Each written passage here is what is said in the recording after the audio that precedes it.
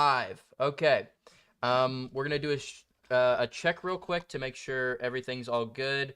Can you guys speak up real quick? Just want to make sure that the Discord audio is going through. Test. Yo, yo, yo. Testing. 1, 2, 3.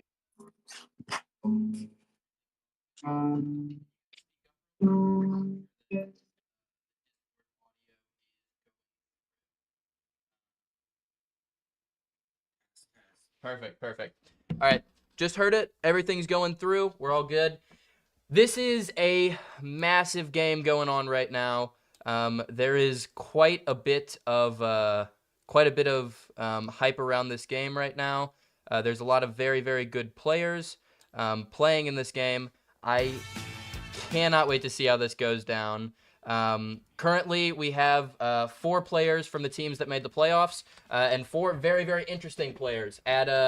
As we had people pick spawns before the game, based on seeding order, the bottom spawn at spawn 1 is going to be John Mark, with a very interesting spawn right here. Towards the right is going to be Alex Bruns, Mr. Irrelevant last year, and also MVP last year. Very, very interesting to see what's going on here.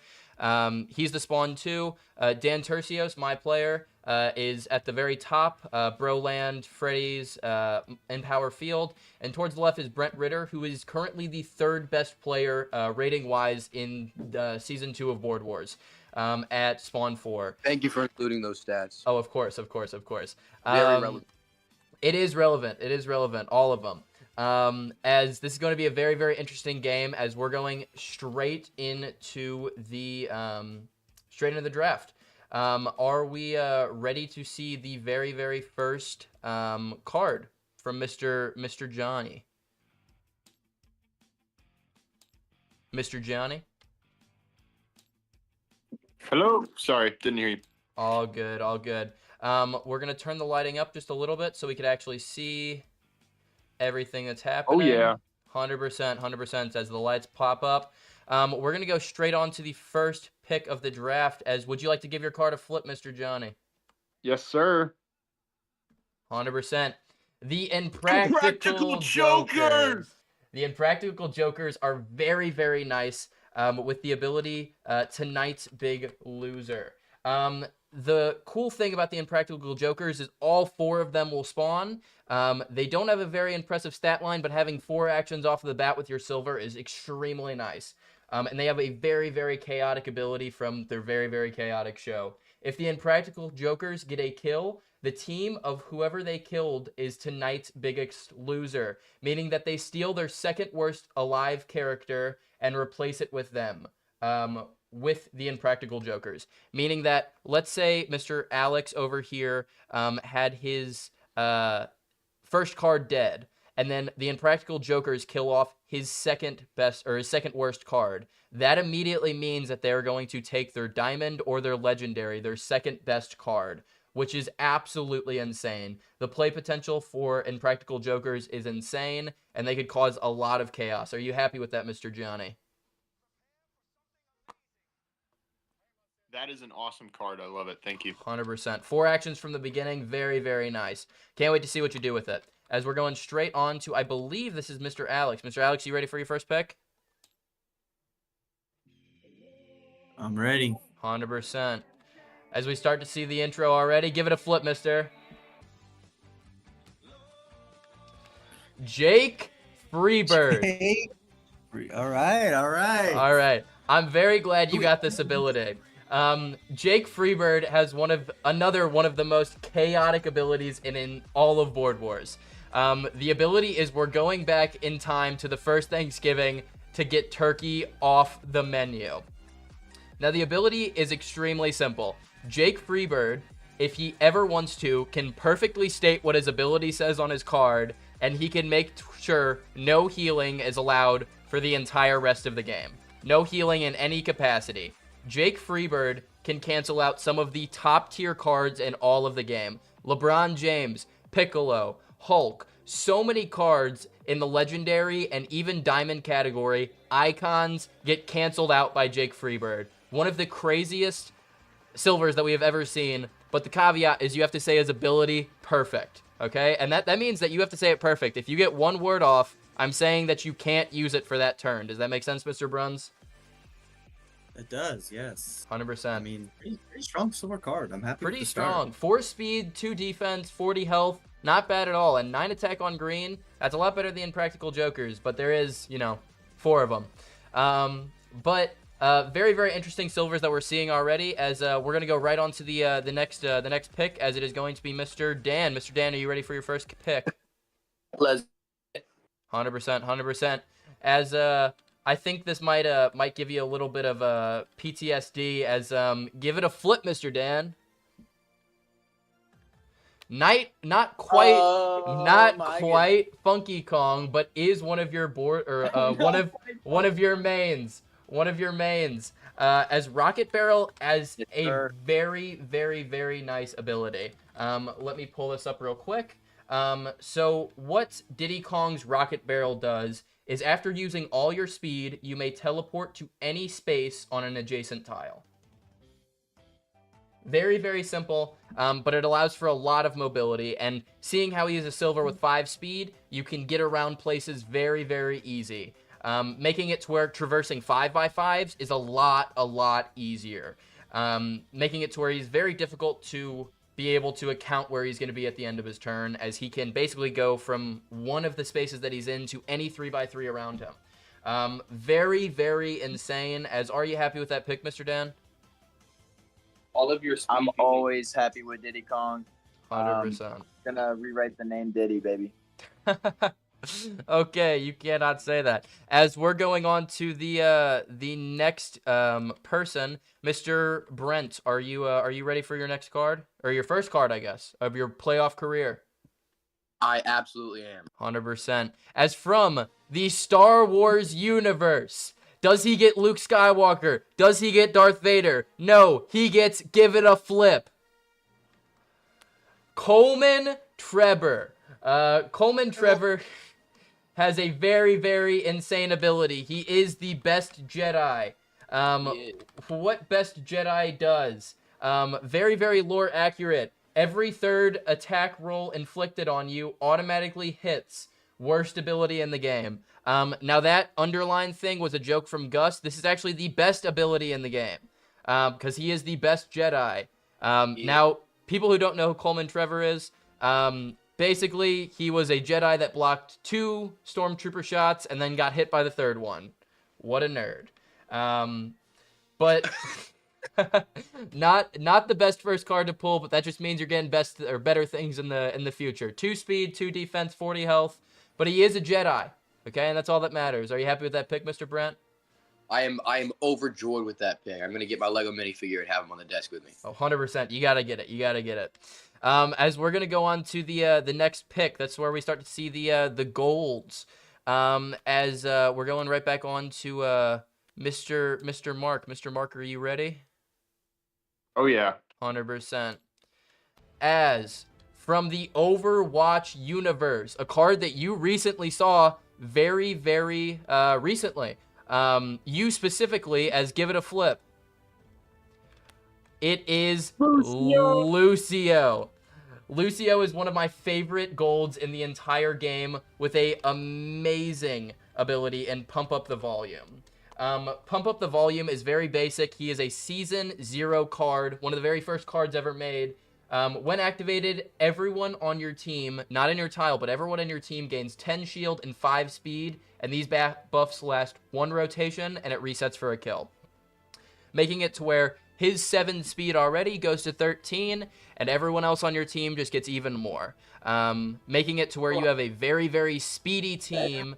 You missed a call, by the way, from a random 813 number. Oh. Called Lenore Gonzalez. Hey, Brent, can you mute up? Yeah, sorry. Oh, good. But a very, very nice card to pull. 7 speed, 4 defense, 65 health. He could really zip through the board and allow for some crazy play potential in a lot of different ways. Are you happy with that pick, Mr. Jonny?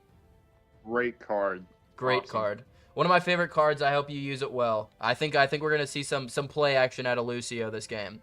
As we're gonna go right on to the next pick. Mr. Bruns, are you ready? I'm ready. 100%. One of my favorite villains in all of video game history. Give it a flip. Chaos from Skylanders. Chaos Portal Master is a very, very cool ability. Portal Master, let me look this up real quick. Portal Master is an economy ability. Economy abilities are some of the best abilities in the entire game, and to get that on one of your golds is insane. At the start of your game, designate one tile as your portal. Every turn you gain 1 portal point. You gain 5 portal points for every kill that you get. Portal points can be redeemed in the portal using your action. And you can summon a crap ton of different Skylanders. These Skylanders can range from 10 to the 3rd attack with 5 defense and 80 health, and gains all damage he deals in health, to no special ability and 15 attack, 5 speed, and 4 defense. All of them have amazing abilities, and they're very, very versatile. As soon as you spawn one in, it's up until it dies, or until Chaos dies, in which case all of them will disappear. Chaos has a lot of versatility. It takes a little while for him to kind of get into the groove of things. But the last time we saw this card played, he was able to spawn like 4 or 5 of these Portal Masters before, Chaos bit the dust. So I think we're going to see some great utility out of this, and I can't wait to see how you use it, Mr. Bruns. Are you happy with that pick? I am. Yeah, I'm reading through his ability. It's complex. It is complex. There's a lot. I There's think a lot of them. Exactly. There's a lot to unpack, but I think those are the best abilities. It's as soon as you get the grasp of it, you really got the grasp of it. So I get 5 portal points for every kill. That's like any of my characters killing anybody else. I would count a kill from, or no, specifically a kill from Chaos, but I would count a kill from one of your Skylanders as a kill for Chaos. Okay. So only when Chaos gets a kill. And if I spawn a Skylander, then they just become one of my characters where I can move them each turn. Yes, exactly. Okay. Yep. All right. No, I'm happy with this. 100%. I can't wait to see how you use it. One of my favorite villains of all time, a derpy villain, but that's all that all that matters is the ability. As we're gonna go right on to Dan.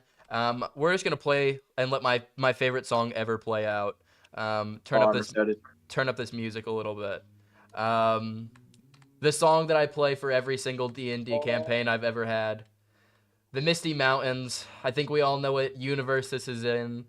Oh. Give it a flip, mister. Gimli. Gimli has the ability Dwarf. Dwarf is a very, very nice ability. With not too much speed, but a really, really good ability to make up for it. Anytime a teammate attacks an enemy that is within your range, you could also hit that enemy for free, meaning that does not take an action.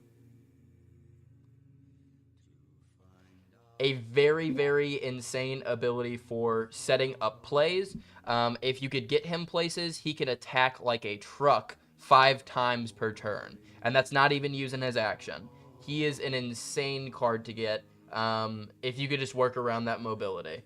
Mr. Dan, are you excited for that pick? Always. I've been singing this song the whole time. I can tell you had to mute up so you could sing it a little bit louder. Yeah, exactly. 100%. You're duetting over here. Duetting, yeah. I'm glad to hear. As we're gonna go on to Mr. Brent. Mr. Brent, are you here? I saw you left the Discord. I am here. Cool, 100%. As we're just gonna wait a second to see if the audio clip plays. Well, if it doesn't play, it's all good. This is another very, very crazy card. We're already seeing some really, really good lower down cards. As we need to see something better for you after Coleman Trevor. Give it a flip, Mr. Brent. Olimar. We got Olimar.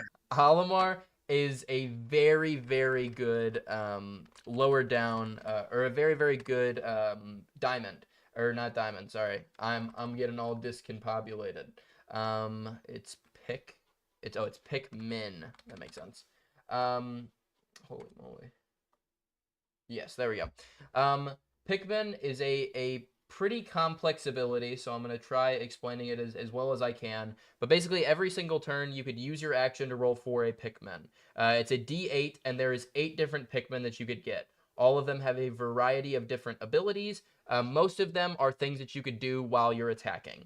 Each Pikmin has their own action, and you could use your action to throw up to 3 Pikmin at once, meaning that you could pick 3 of the Pikmin that you have already rolled for and throw them all at the same time, or pick which ones you want to use at the same time.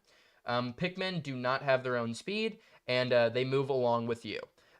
So they have their own action, but they do not, they're not able to really move around and be able to do other stuff besides that. So if they wanted to use their action on Grand Arena, or use their action to be able to get the posts in Asgard, or things like that, things that require your action, you could use them for that, but you couldn't use them for like tile rewards and things like that.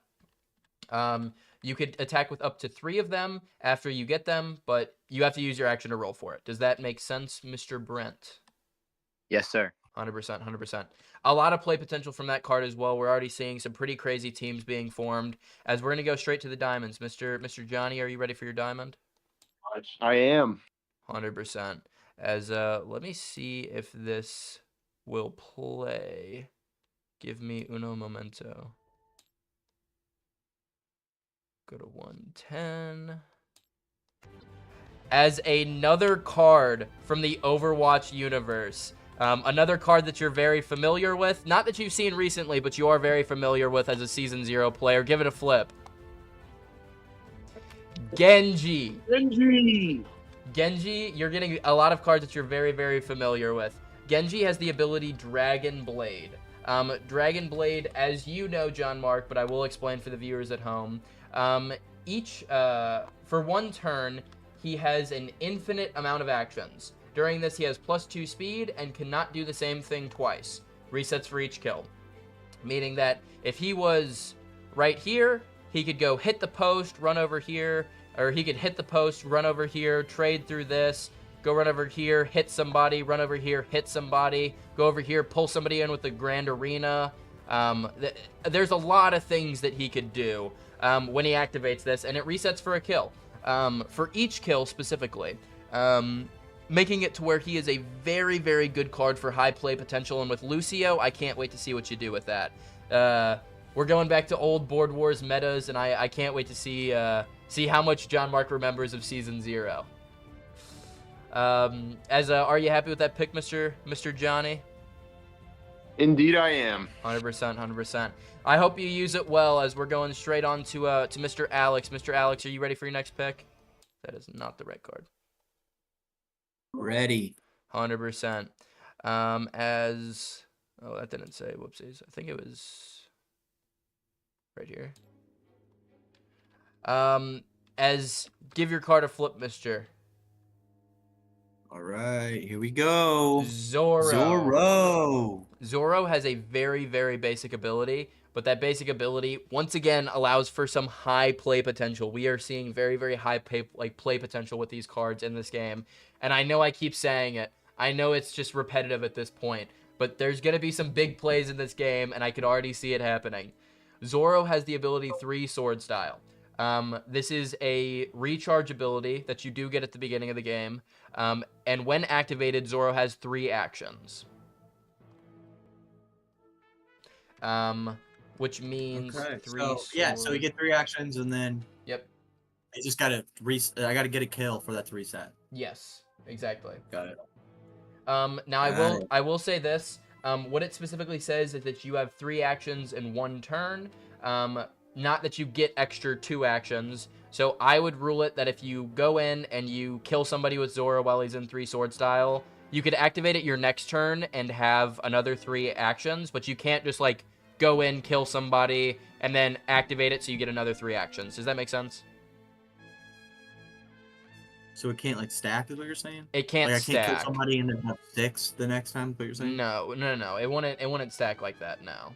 Yeah. Okay. So yeah, just kill. But if I kill someone and not in 3 sword technique, it just doesn't really matter. It doesn't really change anything. It depends if you have the charge or not. So like if you go up and you kill somebody with it, without having it, then it will recharge. But if you kill somebody with it, then no, it wouldn't make it to where you have 2 abilities.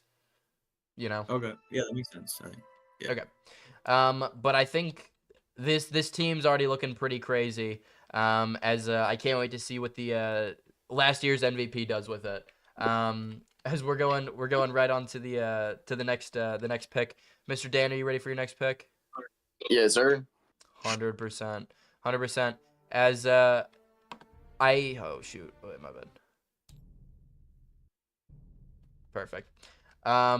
As this is a card that one of our players is very familiar with, that he played with very recently. Give it a flip, Mr. Dan. Optimus Prime. Optimus Prime has a very, very versatile ability that it can allow for a lot of mobility on your team. What Autobot does... Autobot, at the start of your turn, specifically the start of your turn, if you don't say something before you do something about his ability, it's not going off, okay? At the start of your turn, you could switch from Autobot mode to Truck mode, and vice versa. During Autobot mode, you have your regular stats, and you behave as a fighter, meaning that he attacks 7 to the second or 10 to the second on green, 100 health, 5 speed, 5 defense, blah, blah, blah, blah. During Truck mode, you completely lose your action, but you gain +5 speed and +1 defense, putting him up to 10 speed and 6 defense with 105 health. And you have the ability to carry 2 teammates as a vehicle would. None of your teammates can take damage if inside the truck. During Truck mode, if Optimus is defeated in Truck mode, all teammates inside him take 25 damage. Allowing for him to be a very, very good play facilitator with a lot of mobility around him. As I think that's a very, very good card to pick with Gimli with his lower speed. I think your team's already looking like they have quite a bit of speed with Diddy Kong, Optimus Prime being able to carry Gimli and get around the board. It's a very, very mobility-based team already. I'm very much so liking it. How are you liking it though, Mr. Tercios? Let's roll out. 100%. Autobots roll out. As we're going straight over to Mr. Brent. Mr. Brent, are you ready for your 3rd card? I'm so ready. 100%. As this is probably a card, if you were playing with Gus, you would know very, very well as well. As your card is going to be Batman. Yo! Batman had a little bit of a rework in a couple ways. Batman still has the ability Dark Knight, and it works very, very similarly. Every turn, 1 bat will spawn in your space. Every turn, every bat can move 2 speed instead of 4 in any direction they'd like. At any point during your turn, you can teleport to the exact space a bat is located. After teleporting to a bat, you regain your speed and your action. Teleporting to a bat causes it to be removed from the board. Bats have no actions and cannot be attacked. Bats cannot be removed by an enemy, or bats can be removed by an enemy using their action on them. Bats are more able to be removed now, and they have less speed, but the ability still stays very, very similar. As it allows him to be able to build up basically 5 actions over 5 turns and go in and just absolutely wipe a team if they're in a comic book tile, being able to attack 30 to the 3rd, or 35 to the 3rd if he's just going in and just hammering away at them.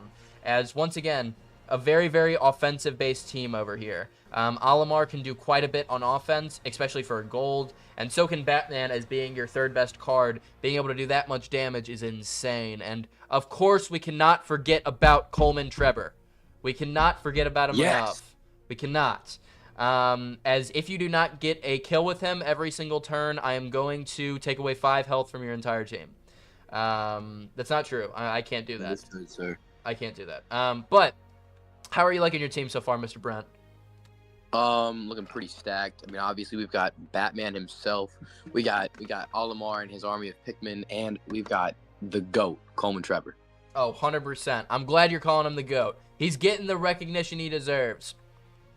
As we're gonna go straight on to this. This is where we either see the diamonds or we see the legendaries. Is it gonna be a double diamond or a double legendary game? We have no idea.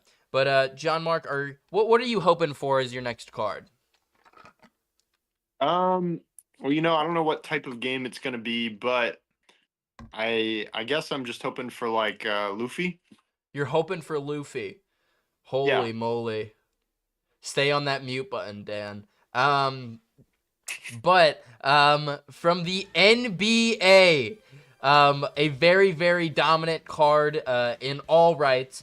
Give it a flip, Mr. Johnny. Shaquille O'Neal.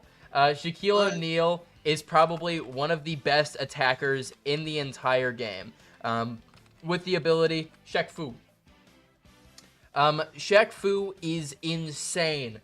With his 8 to the 4th attack and 10 to the 3rd, depending on if he has green or not. If an enemy vacates your space for any reason, Shaq gets to attack them, even if it isn't his turn, and requires no action. If Shaq ever deals 40 damage on an attack, he could choose to move an attacked enemy into an adjacent tile, meaning that if Shaq was right here, or right here, and he goes up and he hits somebody and moves them over here, he will get another attack on him if he does 40 damage because they vacated his space. And then he walks over here, and now if they want to even leave Vault 76, they have to vacate his area, which he gets another attack on them. And then if they deal, if he deals 40 damage on that attack, they move over, and now he gets to attack him again because they left his space. He could attack 4 times in one turn on just one character if he positions himself correctly. Now, with 3 speed, that's pretty hard to manage. But with the Lucio pop, he becomes insane, as this team already has so much offensive potential in so many ways. As John Mark, are you happy with that pick so far? That is an awesome card. I love it. 100%, 100%. I can't wait to see how you use it. I think it's going to be a very, very good game.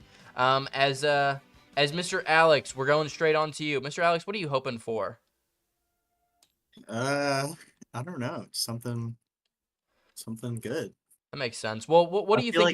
What do you play this game? There's new cards that I haven't seen. Shaq is kind of crazy. What do you like? What are you hoping for, like, out of this character? Like, of course, you have like a very offensive based character with Zoro. You have quite a bit of utility with Chaos, and you always have a backup plan with Jake Freebird, just to make everybody hate you by making no healing in the game. What are you hoping for? Maybe even just like stats wise or something like that.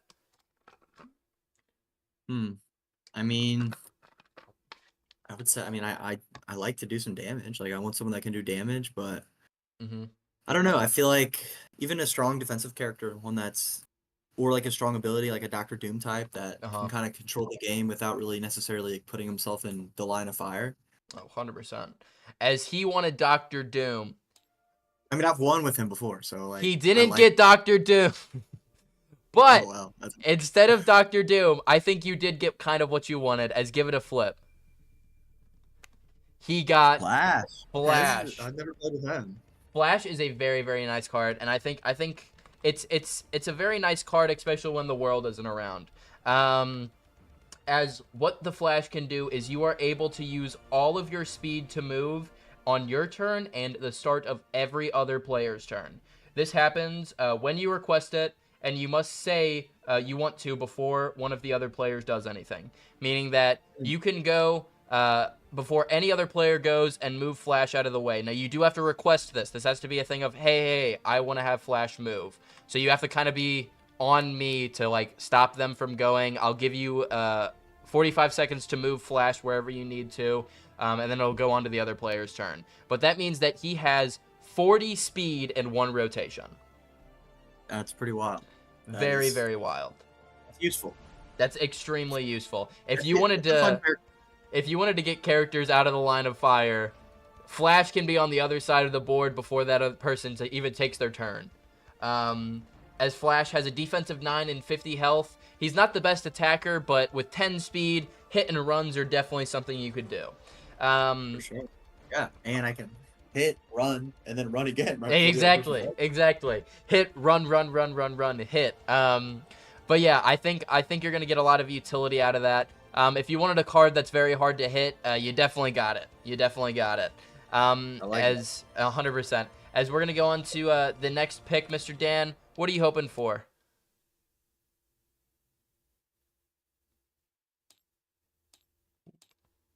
Mr. Dan? I'm hoping for somebody good. 100%, 100%. I'm not even going to ask you what you want on the stats, mister, but give your card a flip, mister. Oh, on the stat. Kirby. Hey, okay. Kirby has the ability Copy. Copy is a very, very simple ability, but a very, very nice one. What Copy does is if you attack somebody and deal more than 1 damage on an attack, meaning that if you deal 2 or above damage on any attack, you could choose to copy that person's ability, meaning that that ability is now yours and theirs. If you did this to the Flash, he would be able to move before every single person's turn, and I would want to kill both of you two. But no, he could copy any ability, meaning like he could copy Dark Knight, he could copy Shaq, he could copy Flash, he could. There's so many cards in this game that he could copy, and especially seeing how this is going to be either a double or a double legendary, or we're going to start seeing icons and goats and things like that in the top cards, seeing how we're already seeing legendaries. Kirby just becomes even better because of his upward potential for being able to attack and be able to steal even better abilities. As Dan, are you happy with that pick? I am very, very, very, very, very happy with that pick. 100%, 100%. As you're starting to get those Super Smash Bros characters, I better start seeing you see them well, because I don't think you were a Kirby main. You didn't get Jigglypuff, but that's okay. It was close enough. It was close enough. As we're gonna go right on to the last pick of the 4th round. Are you ready, Mr. Brent? I am. 100%, 100%. As the last pick of it is going to be, give it a flip. Very Sarah. Cloud. Cloud is another one of the OG cards in Board Wars. I believe he was season either 1 or 2. What it is he has the ability Limit Break. Limit Break is very simple, but allows for, once again, a very, very high offensive and attacking rate. You may save your action on a turn. Maximum of 3 actions may be saved, meaning that you could have 4 actions on 1 turn if you save 3 and then have an action. So by turn 4, you could have 4 actions saved up on this guy. Absolutely insane, allowing him to be able, nuts. allowing him to be able to attack like almost, and this is insane because every single time I'm coming over to you, I'm just like, your character can attack this much. But after 4 turns, it's 4 times 8, which I believe is 32. You can attack 32 to the 3rd on 1 person, or split that up amongst 4 different people. As absolutely insane. 4 speed, 5 defense, 100 health. Very, very nice down card to have as your second best card. As we're gonna go to the very last pick of the draft, as we're gonna go straight over to John Mark. John Mark, what are you hoping for that'll round off this team? Dude, I don't even know, bro. Shaq getting pulled was crazy. I mean, all of these cards have been crazy. You gotta get Luffy next. I hope it's something crazier than a legendary. That's it. Crazier than a legendary. Well, we'll see if you think this is crazier than a legendary. You get Garfield. No, I'm kidding. From the Black Clover universe. Give it a flip, Mr. John. Yuno is a very, very crazy card. Immediately having 7 speed, making it to where you have 2 characters that have 7 speed. What Wind Magic does. Wind Magic. You get 3 wind spheres every turn. He can disperse these wind spheres to anyone on his team, including himself. Each sphere grants the user +1 speed for 1 rotation. You may choose to give all 3 spheres to yourself, and you gain green upgraded attack, meaning that you would be attacking with 15 to the 4th with 10 speed. Absolutely insane. A very, very high offensive card, making it to where your team just has so much wiping potential in a lot of different ways. If your plan was to play defensive this game, that's out of the window now. Go wipe some teams, Mr. Johnny. Yes, sir. How are you feeling as that last card gets drawn? I didn't know what to expect when the draft started. I'm happy, we'll see. 100%, 100%. Well, we're gonna go on to the next pick. I'm gonna ask the same question to every single person. And I know I just asked you this question just a second ago, but what's the thing that rounds off your team? What's the thing that rounds off your team? I mean, I got the speed with Flash. I feel like Zoro's kind of. I mean, he is an offensive player, but Yeah. I feel like I need someone a little bit stronger offensively than him if I really want to win this. Okay. So I want someone that I can take some people out with. You got to start manifesting. As from the Avengers universe. Oh, whoopsies. I thought that was going to play louder. As from the Avengers universe, give it a flip. A card Dan is very familiar with. The Hulk. With Hulk Smash. I think I got what I asked for. Oh, 100%. Hulk Smash, I believe, is another economy ability, meaning that you have 2 economy abilities. So Hulk immediately regains 20 health each turn, which means that Jake Freebird is not going to use his ability at all. As Hulk gains 1 anger point for each 10 points of damage that is dealt to him.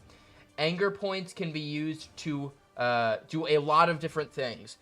For 1 point, you could get green attack immediately, which means he attacks 15 to the 4th. Clap, you could hit everyone in your tile for 2 points. Leap, you could go anywhere on the board. World Breaker, you could end the apocalypse. There's so many things that he could do, which makes him a very, very crazy card in a lot of ways. Yeah, for sure. Yeah. A lot to do there. 100%. A lot to do, but I think we're gonna see some good utility out of this card. As I hope you were looking for some offense, and I think you got it. I mean, it is Hulk, right? 100%. I mean, it can't get much more offensive than that. It really cannot. Right. As long as it's like pre-endgame Hulk. Exactly. It is pre-endgame Hulk. He's not a nerdy little. Hulk got a little soft.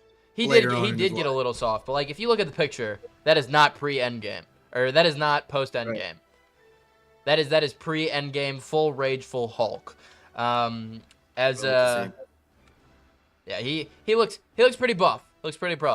As we're gonna go on to the second to last pick as Dan. What are you hoping for? What rounds off your team, mister? I was one at Hulk. Dang. Well, that really sucks because you're not getting 2 Hulks. Hulks. If you guys agree to trade characters right now, I'd let it happen. No, I'm kidding. Gimli, you get Gimli. Gimli's Monkey D. Luffy? Monkey D. Luffy? Question mark? Monkey D. You know what? We're summoning him. You're summoning him? Monkey D. Luffy. Okay. So you guys want Luffy as your best card after you got a legendary. Gosh, Monkey D. Luffy. Monkey D. Luffy, bro. It's amazing looking at my players from a DM view. As as we're gonna go straight on, as this is one of my favorite pseudo goats in the entire game. Pseudo goat. A legendary that is reaching the pinnacle of how high a legendary can get to, reaching into the category of being a goat. As one of the cards that I haven't seen gotten used very much at all throughout the entirety of Board Wars in general. He was played in a playoff game, he was played in one of Jacob Dieter's games, and I don't think he was fully used to its top potential in both of those games. So I cannot wait to see how you use Magneto. Magneto has the ability Magnetic Mastery. Magnetic Mastery is once again another economy-based ability. Dan, you didn't get Hulk, but you got some economy-based abilities. You start with 5 magnet points. Each rotation, you get 3. And then you get 10 for each kill. And then you gain 5 for each CPU kill. These points can be redeemed to do a lot of different things with tile manipulation, player manipulation, item, like moving around items or even vehicles. There's a crap ton of things that he could do, and he gets his points really quickly. He has a very, very high attack in 10 to the 4th, and a very, very high health pool with 145. 4 speed, 6 defense. He's a very, very tanky guy, as he is able to move around the board without even moving. He is insane, and I cannot wait to see how you play him. Are you happy with that pick, Mr. Dan? I'm very, very happy. 100%. You better use it well. You better use it well. As we're going to go on to the last pick of the game. As there is a very, very important question that I have for Mr. Brent. Mr. Brent, you there? I am here. 100%. What rounds off the team? What's the nail in the coffin? Low-key, whatever you give me. But I'm hoping for something to support all that I've already been given. The expectations are pretty high considering considering we have Coleman Trebor. I'm expecting a pretty higher end card. But well, I'm sorry to say, I mean, like, I feel like you already received your higher end card. It's like, can you really get much better than Coleman Trebor? I know. I mean, like, Coleman Trebor is a GOAT, but like I just like that hunger for even more power. So I'm actually going to make it to where you actually don't get this card. Coleman Trebor is now your top card. And that's just I think we're just gonna leave this card unflipped for the entire game. I think that's what I'm gonna go for. Okay. Yeah. Okay. But no. On a serious note, you wanted something to support a lot of things, and one of the best utility-based cards in the entire game. Give it a flip.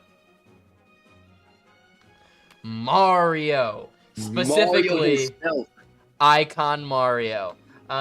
We have a series of icon cards that are the most popular cards of their genre, and Mario is the game icon with the ability Super Mario.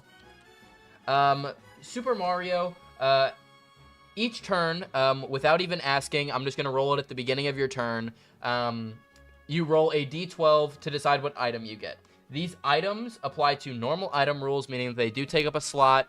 You do have to wait a turn before using them, but they are some insane items. The 12, you could have a teammate reroll any die they wish for 1 turn.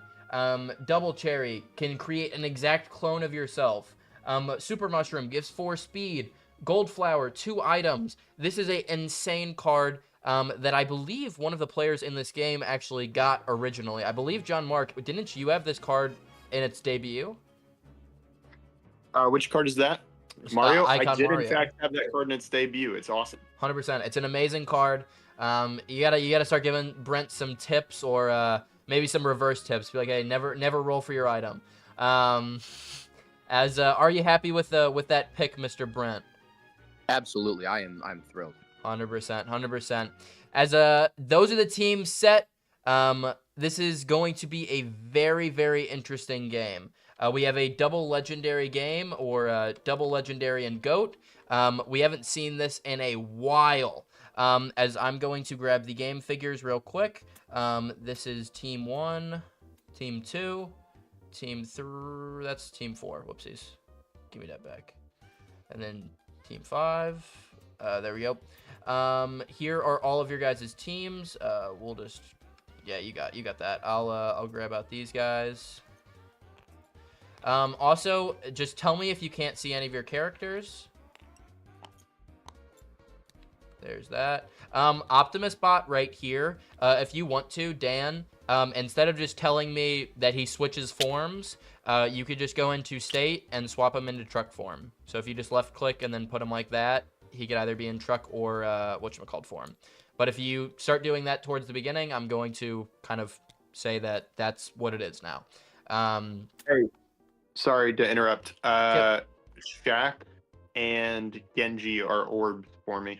Okay, so Genji over here. So Genji is? Yep, Genji and Shaq. Okay. Okay, Shaquille O'Neal. Let's find a good figure for him. It needs to be a beefy boy. Big Weld. Can you see Big Weld? Yeah, I can see Big Weld. That works. Do you like Big Weld, or do you want me to go for something else? That's fine. Are you sure? If I find something better, it'll seem less intimidating, so it's good. Oh, 100%. As I'm gonna give you black hands for Shaq instead. No. And then Genji. Let's see. We gotta make it lore accurate. Genji is just gonna be a different Super Smash Bros. Character. There we go. Nice. Genji, so cute. Where'd Shaq go? Did you just delete him? No, I just moved him a little bit. Where is he? Shaq, you don't see him right here? There. Oh, this is them. Can you not Well, see that's this not one? my Shaq. No, I can't. Okay. Shaq, Genji. Okay, cool. Alex, can you see all your figures? Alex? Yeah. Can you see all your figures? No, I see them all. Cool. Dan, can you see all yours? Yo, what'd you say? Dan, can you see all your figures? Optimus, Diddy, Magneto, and Kirby. Yeah. Cool. And then Brent, can you see all yours? I can see mine, yes. Gotcha. Now how I'm gonna play Olimar, once you roll for them, I'm just going to put a colored thing, a colored pawn on your card, and basically you'll know that that's one of the Pikmin that you have, and then he'll just be walking around with you. Okay? Cool. As I believe, if there's no objections, Jonny, are you all good? I think I am, yep. Cool, 100%.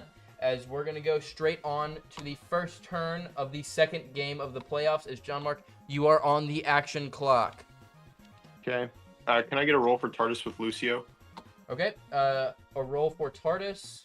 The roll for TARDIS is going to be a 5, which is successful. Let's see. I'm gonna swap into my spawn tile and pick up all my guys. Cool, they're all on there now. And then can I get a roll with Myrrh? Gotcha. The roll for Myrrh is going to be a 3, which is unsuccessful. Can I get a roll with Q? With Q is going to be a 2, which is unsuccessful. Can I get a roll with Sal? The roll with Sal is going to be a 4, which is successful. Okay, I'm gonna swap with UA High. UA High, okay. And then can I get a roll with Joe? Gotcha. The roll with Joe is going to be a 1, which is unsuccessful. Can I get a roll with Shaq? The roll with Shaq is going to be a... Oh my gosh. It's a 2. Let me get a roll with Genji. 4. It's successful. Yay! I swear I'm not rigging things. I swear. I know. All right. That was as expected. I believe you're all out of actions. I think so. I No, you still have have Yuno. Yuno. You have Yuno. You have You have Yuno. Well, give me a roll for Biles Gymnastic Gym with Yuno. Cool, 100%. There's going to be 10 attacks on your defense of 8 or above hits. That is going to be... and then I believe it measures misses, right? Say that one more time, I'm sorry. I believe it measures misses. Use your It action. does measure misses. Okay, cool. Yep, no so damage. That's 1, 2, 3, 4, 5, 6, 7, 8. That is 8 points immediately as she rolled 2 12s and the other highest rolls were 7s. As you immediately have 8 points in there just from one roll. That is a very, very nice roll to have right there. As I am going to put you back onto the action clock, though. As I really didn't have to put you on the action clock for the rest of this. Ba-da-ba-bum, bum, bum.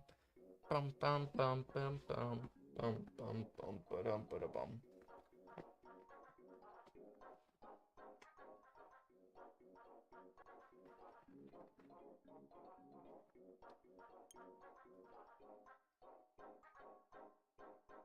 Bum, bum. Bum, bum, bum, ba-dum. Ba-dum, bum, bum, bum, ba-dum. That is my turn. Okay, cool. As we're moving right on to Mr. Alex. Mr. Alex, are you ready? I'm ready. Cool. All right. All right. I'll move Chaos. He'll move into Sniper Tower, and I'm gonna choose like my Sniper Portal to be the vault. Here, give me 1 second. Are you able to? Because he can choose any tile, right? Can he? Let me see real quick. Portal Master. At the start of your game, designate your tile as your portal. I think so. Yeah, he can. I believe it's one of the 3 white tiles, though. I think that's the main thing, is that you designate one of these. Got it. Well, I'll just choose this one right here, the middle one, I guess, then. Okay, cool.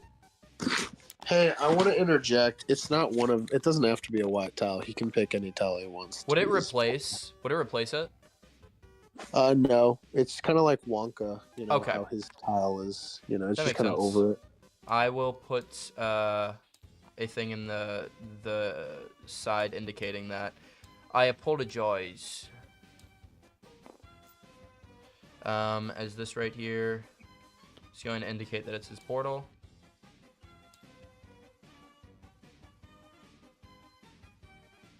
Okay. Cool. As you are back onto the action clock, a minute and 40 remaining. Zoro will move. He'll move like here into the right top quadrant of Hogwarts. I believe you can't. So you could get to right here because it would be 1, 2, 3, 4. But just a little clarification on how Hogwarts works. If you go into the middle, you could use your action to roll for a house.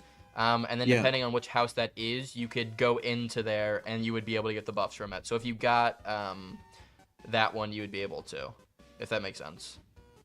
How would I get that one? How would I know if I got that one? So how it is that a 1 would be the green, a 2 would be the Hufflepuff, a 3 would be Ravenclaw, I believe Ravenclaw, and then the 4 would be Gryffindor. So it goes 1, 2, 3, 4, if that makes sense.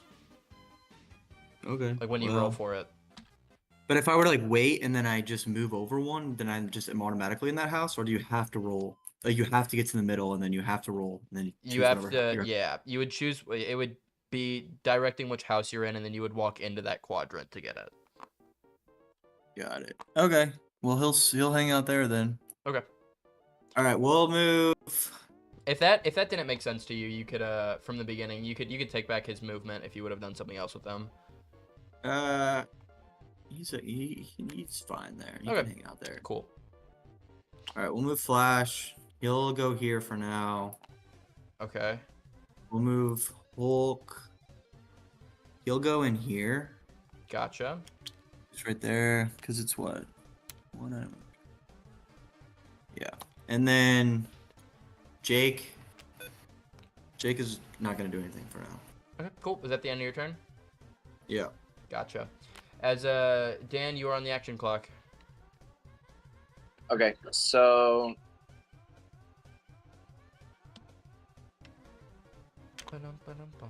Diddy is going to come over here to Orland, use his action. Okay. On which one?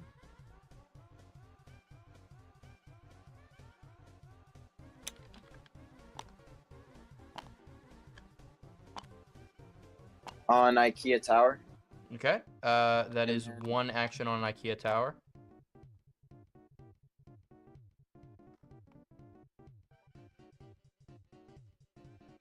And then I'm gonna go 1, 2, 3, 4 to the arena, and then I apologize. So how that would work with speed is you could go 1, 2, 3. You would have to be in the middle within distance to hit it, and then you could go 1, 2, which would be your 5 speed.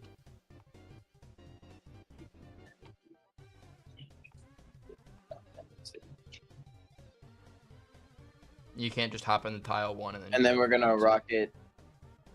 And then we're gonna rocket over here. Okay, cool.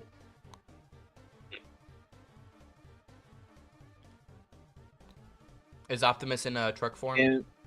Yeah, Optimus is in truck form. Make sure you say that at the beginning of your turn. I will let it slide right now just because he wasn't in either form at the beginning. But if you do not say it, I'm going to assume that he's in the same form. Yeah. And then now Gimli is going to use his action on IKEA Tower as well. Okay, he's up to 2. How much speed does Optimus have again? He has 10, so currently he has 7 speed left. Then I'm going to come over here, drop off Gimli. Does Gimli have to be in the middle? No.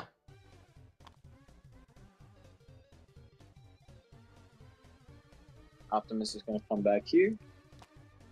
He's going to use his action on IKEA Tower as well. I believe you could only get to right there, and you cannot use Optimus's action in truck form because he does not have one. Yeah, my fault. Okay. I did the wrong order. I'm going to change out of back into battle form. Cannot do that either. It's at the start of your turn. You could change which form you're in. So you get to pick at the very beginning if you're either truck or the other form. Okay. But I do need to push you for an action. Kirby is going to come over to Borland and also use... Oh, wait, hold on. All good. I will need an action in the next, like, 4 or 5 seconds. I didn't reset it for Gimli, but...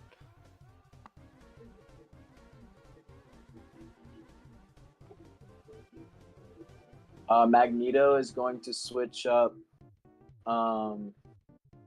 He's going to switch up X-Men with FNAF. Okay. And then Magneto is going to come chill in here. Gotcha. And... give me 1 second. Okay, start with 0. And then...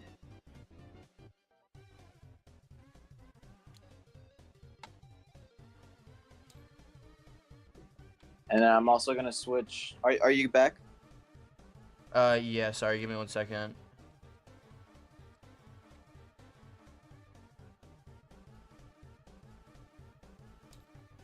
Okay. Yeah, I'm back. Sorry. You there, Dan? I need an action. I'm going to take. I'm gonna swap TARDIS. I'm gonna swap TARDIS with I'm gonna swap TARDIS with Okay, you don't have enough points to do that. I don't have enough points. You start with 0. Oh, in the beginning, yeah, you said 5, boss. Why? It said 5 at the beginning. Why does it say 1 now? Oh, I didn't know I had that points thing, but yeah, you said we started the beginning with 5, so I'll be able to swap 2 spaces. Yeah, I apologize. It said 0. I don't know why. Give me 1 second.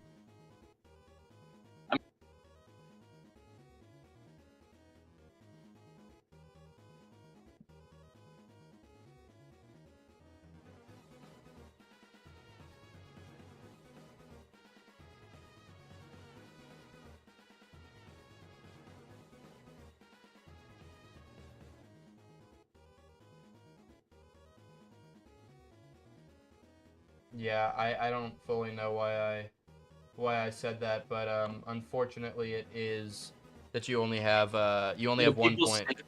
If we capture it. So why do we only say at 1? Because you swapped 1, which means that you would have it would be 2 points out of your 3, so that you would only have 1 point left.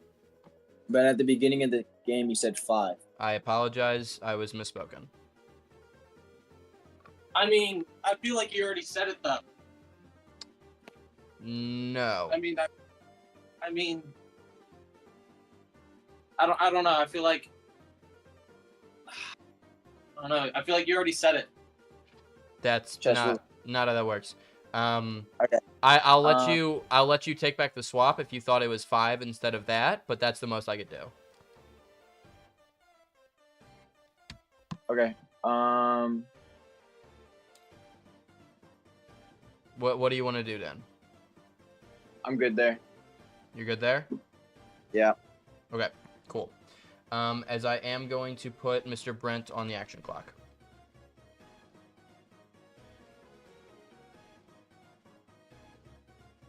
First thing is to see what item Mario gets, right? 100%. I will pause that real quick.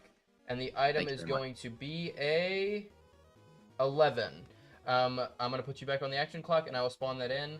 The item that is going to be an 11, let me pull this up real quick. It's a double cherry. It is a double cherry, exactly. Can I use that now? You just got it this turn, so no. Right, that's right.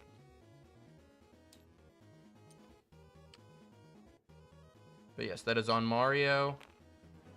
That is a double cherry. Very nice thing to pull immediately. As you have a minute and 10 remaining.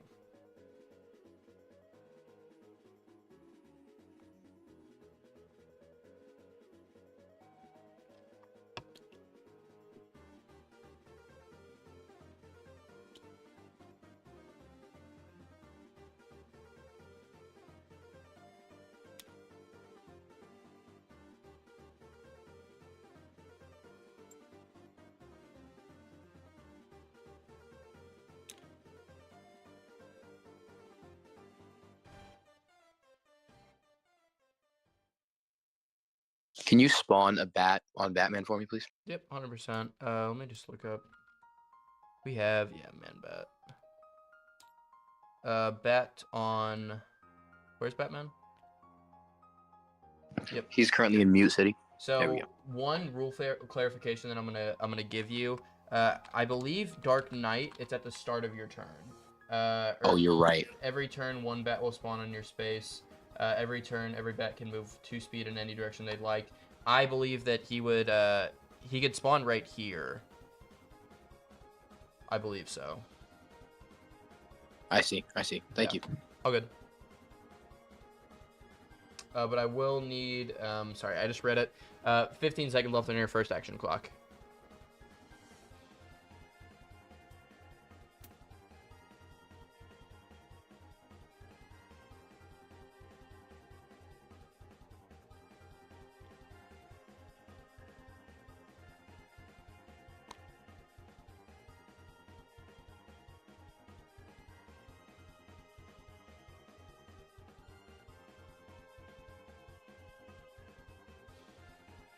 I need an action.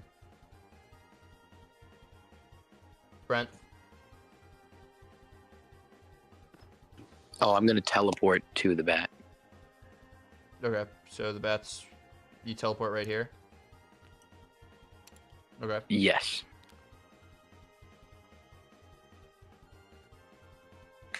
Gotcha. All right, and now my speed reset, so I'm gonna. Yep. Move. All good.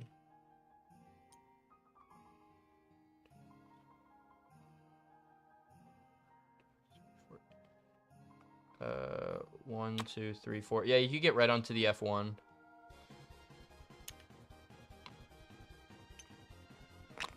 It's 1, 2, 3. Do you want to hop on this? Yes, I do. Gotcha. Yep. Okay. Is there anything else you'd like to do? I'd like to roll for Olimar. Gotcha. Olimar's roll is going to be on a D8. It is going to be a 1, which I'm going to have to constantly be pulling up abilities on your turn. I can throw to attack with green attack, with rolling a 1. Red. Okay, so I'm going to go here, components. You have 1 red on you. As I do need an action from you, though. You have...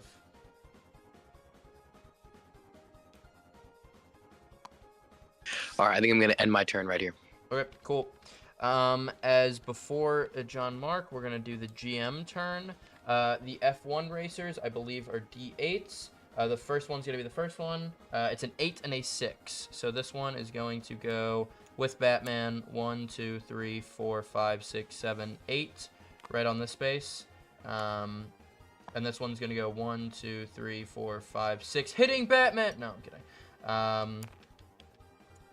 And then, let's think. Do we not have Ion Sauron in this game? No, we do. We're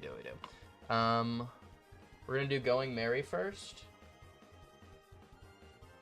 Going Merry is going to be a 3, which is going to move up. So that's going to teleport this and this. Big swaps from Going Merry. as we're going to do the park next. This is a 1. The apocalypse starts. No way. Dude, no way. Oh my gosh. I'm going to stop the music. Is everyone here? I'm here. That was a that is a natural 1 on the park roll.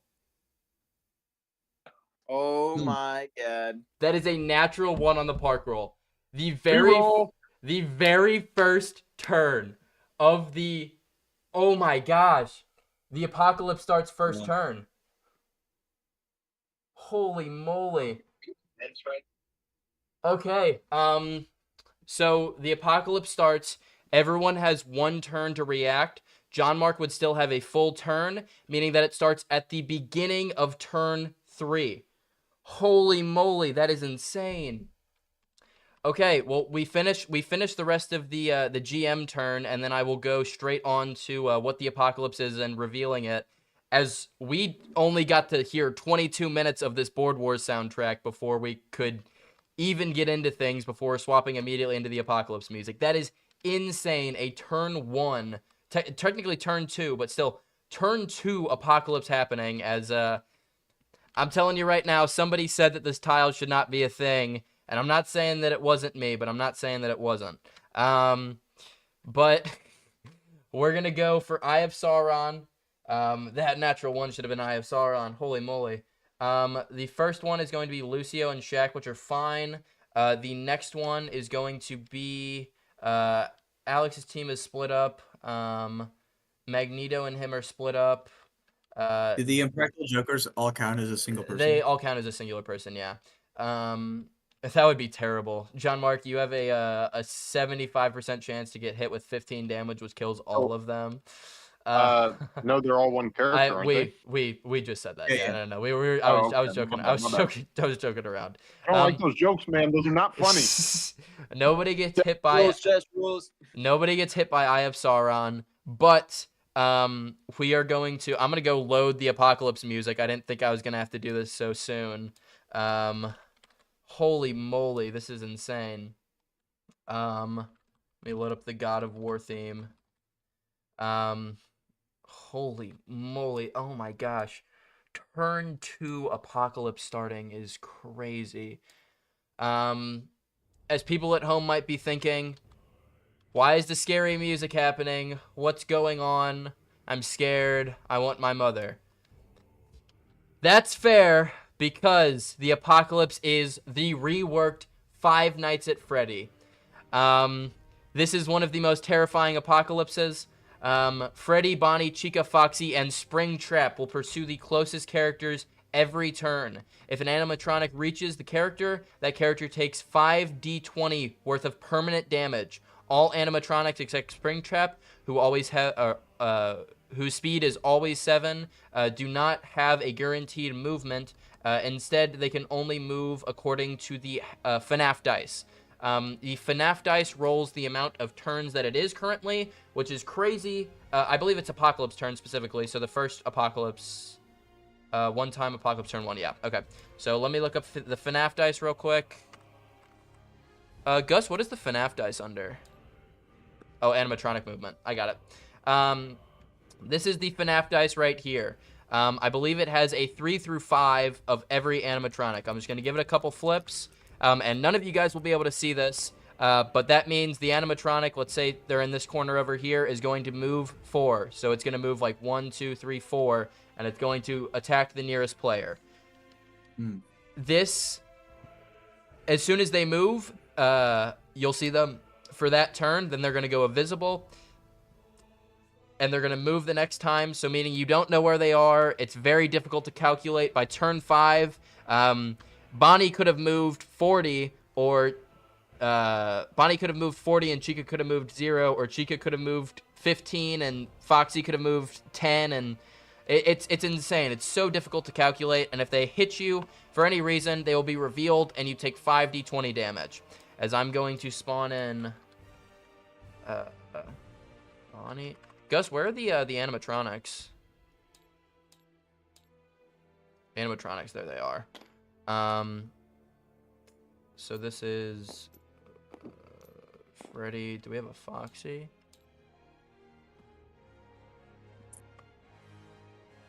Let me see. Sorry, peoples. I do not see him. What about a Spring? Nope, we don't. Okay, we're gonna find something similar to him. Fox is gonna be Foxy. And then Springtrap. Holy moly.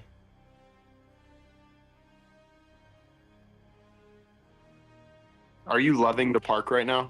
I'm loving the park so much. It's amazing. I love how, like, when we came up with this tile, I was like, oh, maybe this shouldn't happen. And Gus was like, no, it's going to be really cool the time that it happens. And I'm like, it's going to be something when it happens. I'll tell you that. Yeah. It's definitely something. I think this is very, very interesting. I think there's going to be, this is a completely different game now. Not even time for politics to happen. As we're going to put these guys all in their corners. Don't go for Asgard anymore. As we're going to go straight into it, I'm going to pause the Apocalypse music real quick. So how this fully works, for everyone who's wondering, every one of you guys will have a turn to react before it happens. This tile is unaffected by the Apocalypse, meaning that she's going to move out of it. She will stand at the door past this, but past this, Bonnie will move out and she will not be able to move back in. That's how I'm going to rule that with Valley of the End. But Freddy, Chica, Bonnie, and Foxy, I'm going to change it to Foxy, sorry. They're all, we're going to roll this little dice right here. I'm going to have all of you guys blindfold and go on to FNAF view. You guys will have no clue who moves. They're all going to go invisible. And you just got to hope and pray that they don't come and hit you, because dealing 5d20 worth of damage is insane. Now, Gus, are you still with Brent currently? Brent? Mr. Brent? It's all good. I'm going to rule it that they can only hit one person per time. So if they run up to the Impractical Jokers, they're not going to just immediately kill all of them. That's my ruling, at least. But we're going to go straight into it. We're going to put the Board Wars music back on. It's only going to be here for one more rotation. So, Mr. Jonny, you are on the action clock. The final action clock before... I'm here. Sorry, you were trying to say something. I was wondering how it fully works with if Bonnie came over here and touched the Impractical Jokers, she would only kill one of them and be revealed, right? Yeah. Okay, cool. She would only kill one person if they're all. So she goes towards the closest. If they're all in the Valley of the End work? Roll. She's gonna move out of there, and she cannot move back in. If you're in there while she's in there, will she attack you? No, she cannot do anything to you in there. If you're in the Valley of the End, you're invincible from the Apocalypse. Yes. And then she won't even move in there going forward. It'll be like the snake. She'll just ignore those people and go for whoever else. Yeah. I lost my tower. All of those people die. But anyways, you are back on the action clock. Okay, sick.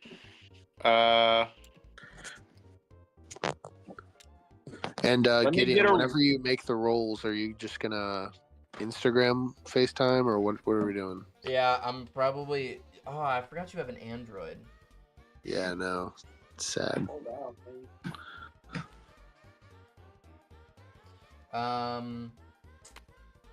I think I might just record it and send it to you. Or is that... That could... Honestly, they could probably say something about that, too. Yeah, I'll FaceTime you. Or I'll Instagram FaceTime you. FaceTime all the captains of the league, including me. None of that works. None of that works at all. But you still are on the action clock. I apologize, but you are a minute left on your action clock. Give me a roll with Joe for TARDIS. Gotcha. The roll for Joe on the TARDIS is going to be a 6. Let's go. I'm gonna swap with FNAF 1. The FNAF 1? Okay.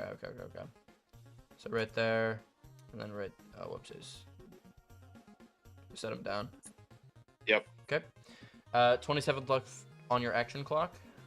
With all 3 of his wind spheres is going to attack Magneto. Okay. So Magneto currently has a defense of 6. Is attacking 15 to the 4th. Indeed. As we're gonna go 5 rolls. The first 5, I believe, is 1 hit. Yes. So that's a 9 or above hits. So it's 1 hit on the first 5. The next 5 is going to be that's going to be 3 hits. So that's 4 hits currently. And then the next one's going to be 3 more. So that's 7 hits in total. Those 7 hits deal. That's 85 plus. Give me 1 second. So that's 7 times. What is that? 7 hits times 6. 42 plus 85. That is 127 damage. Taking Magneto from 127 damage dealt. That would take him down to 17 health remaining. As that is a massive blow right there. We'll save that. Go in there. You are back onto the action clock.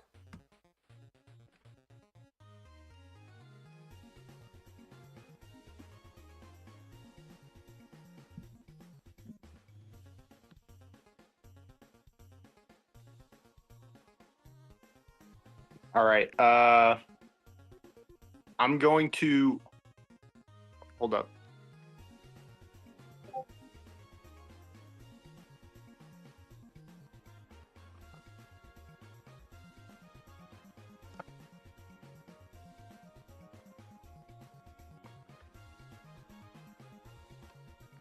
I'm going to pump up the volume.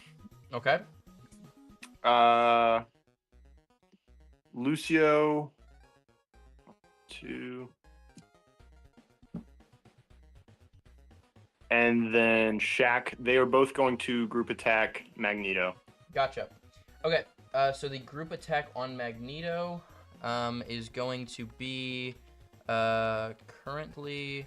Oh wait. No, that didn't matter for that one. But this is a comic book tile, meaning that you will be attacking him with blue. Meaning that Shaq will attack 7 to the 3rd, and Lucio will be attacking with 4. So 7 to the 3rd and 4 on Magneto's defensive 6. So we'll roll.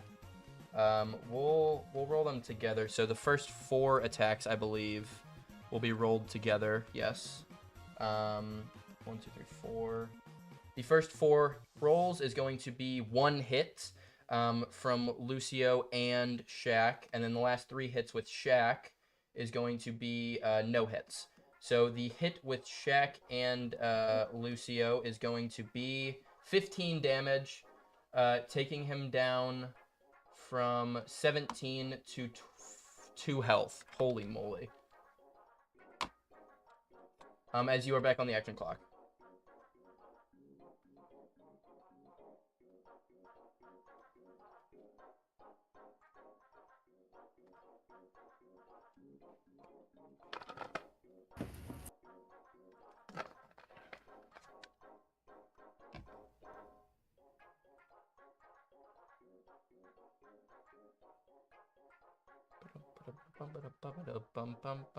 Listen to the Board Wars music while the animatronics are coming are crazy. What's going on?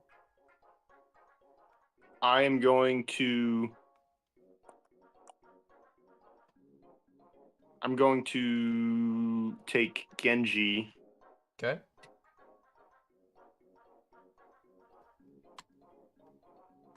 Yeah, he's got enough. Genji will attack Magneto. He's attacking with blue, which is 10 to the 2nd.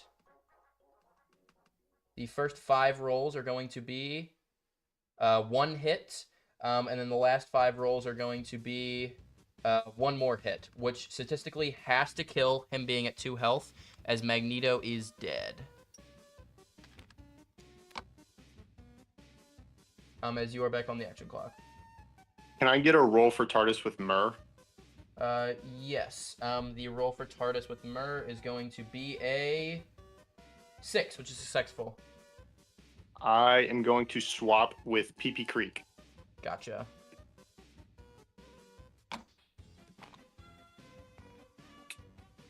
And then, let's see.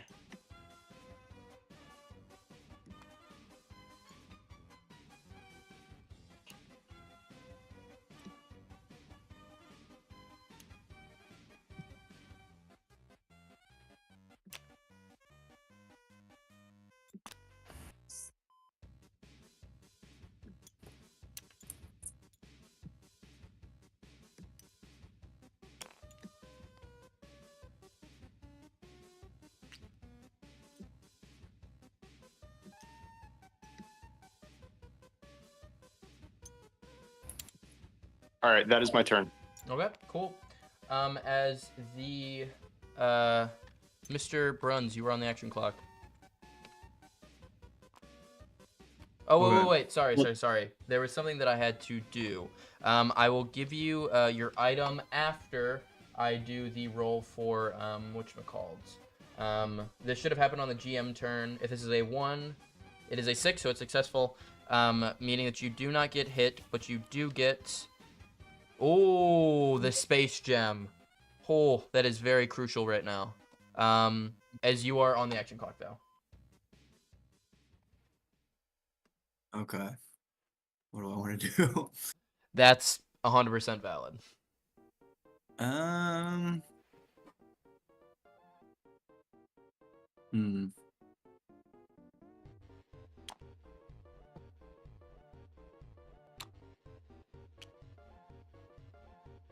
All right. Well, hold on. So, with the space gem, Hulken... He would have had it at the start of his turn, so he can use it. Because he should have gotten it at the beginning of his last turn. Okay. Just give me 1 second. How much time do I got left? A minute.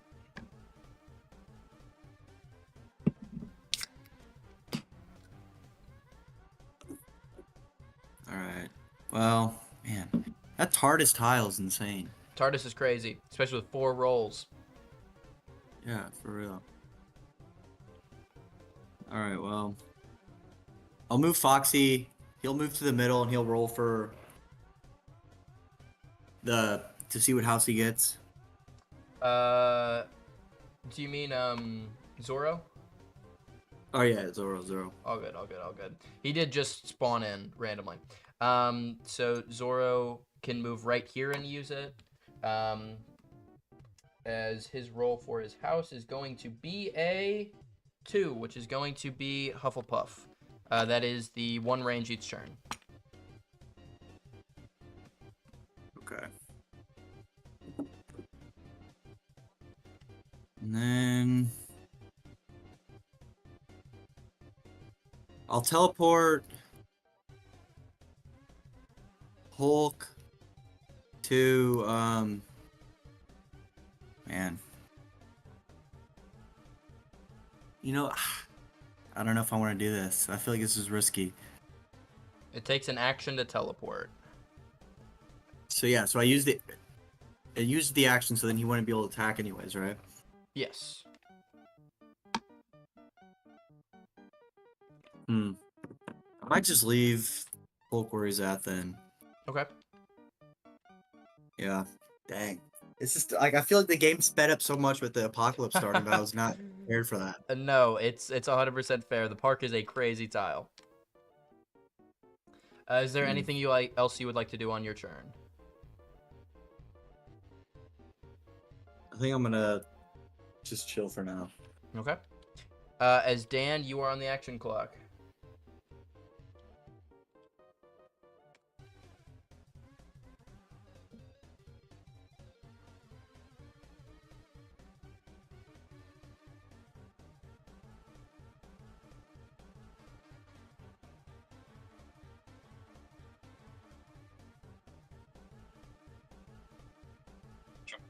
Optimus is gonna be in truck mode. Gotcha. Dude, God damn. Watch your language, Dan. Could I swap it? No. I was trying to say the other one. All right. In that case, That's ableist. I'm thinking too fast. All right, 1, 2.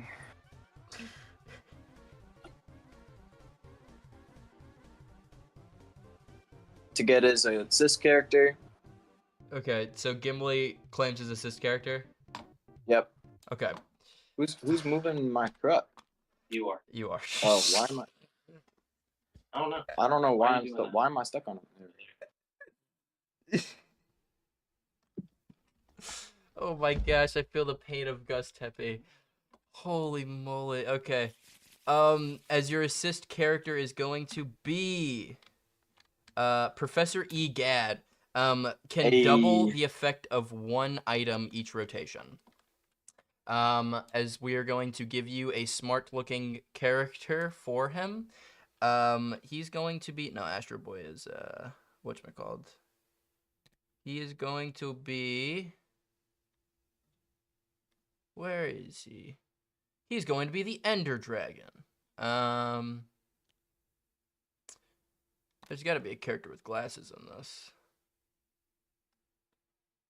We're going to go, he's going to be Homer Simpson. Whoa. Can Homer be sized down? Yeah, he can. So he spawns right here, where he was. As I am going to put you back onto the, or I do need to push you for an action. I was just waiting for you guys to be finished. Gimli's going to use his action on IKEA. Okay, cool. Reset your action clock.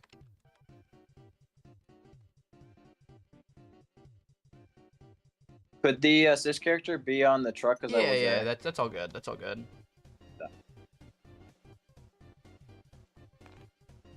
I want to use the assist character's action too on IKEA. Gotcha. I believe that's up to 5 now.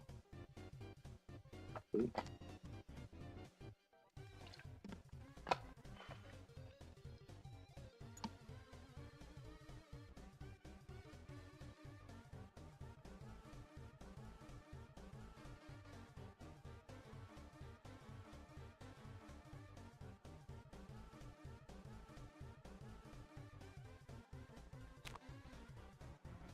I will need an action. Diddy is going to go 1, 2, 3, 4 and use his action on IKEA. That brings it up to 6.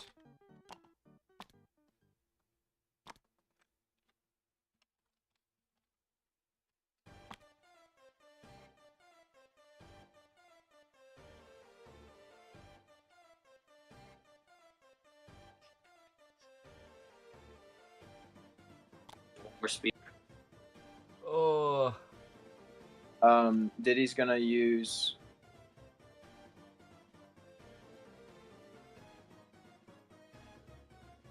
Okay, then I'm gonna use one more speed and then jump to X-Men. Okay. Nope, not. Yeah, X-Men.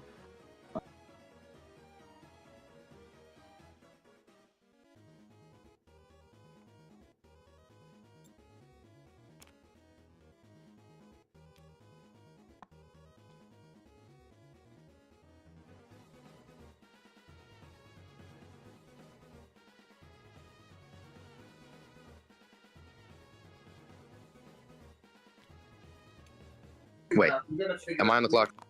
Yes. Sorry, my fault. I was on mute. I'm moving Optimus. Picking up Kirby. Okay. And then Kirby's gonna come over here.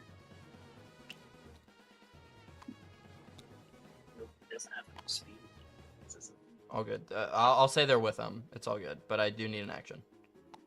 Just wherever you move the truck. He has enough speed to go back and get Kirby to the IKEA tower, right? Yes, he does. He could get to right there. Unless you wanted to get him right there and like Kirby to walk out or whatever.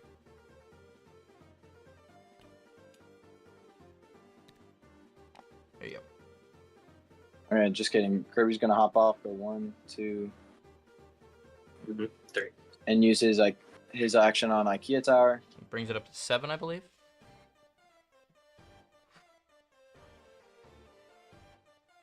So, question: if somebody's in my truck, do they get seen as Eye of Sauron?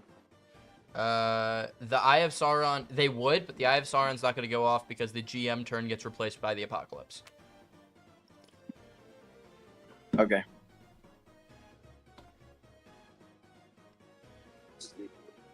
All right, then that's it. Okay, cool. Brent, last turn before the Apocalypse goes on. What are you doing? Crazy game so far. Holy moly.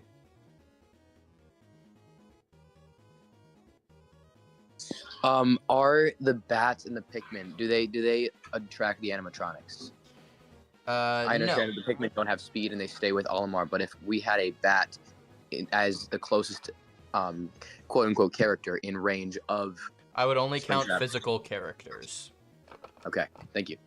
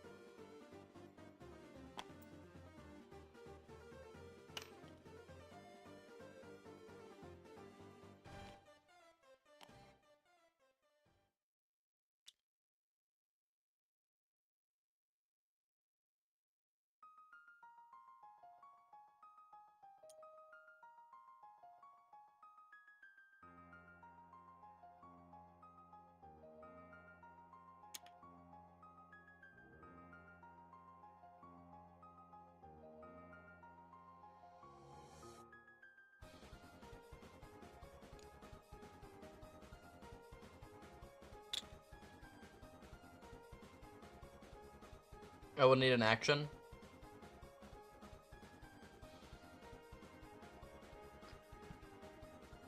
All right, I should have another bat spawned on Batman. Yeah, I'll grab the man bat real quick. Thank you. But I will need an action from you.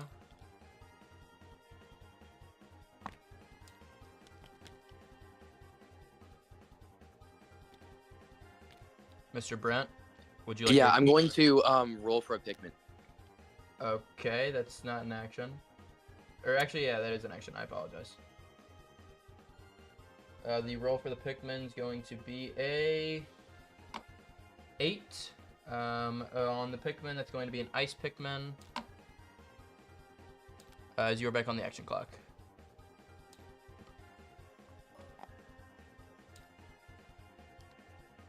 I would like. I should have another bat spawned as well because I had. Wait, hold on. You used the other bat. Hold on.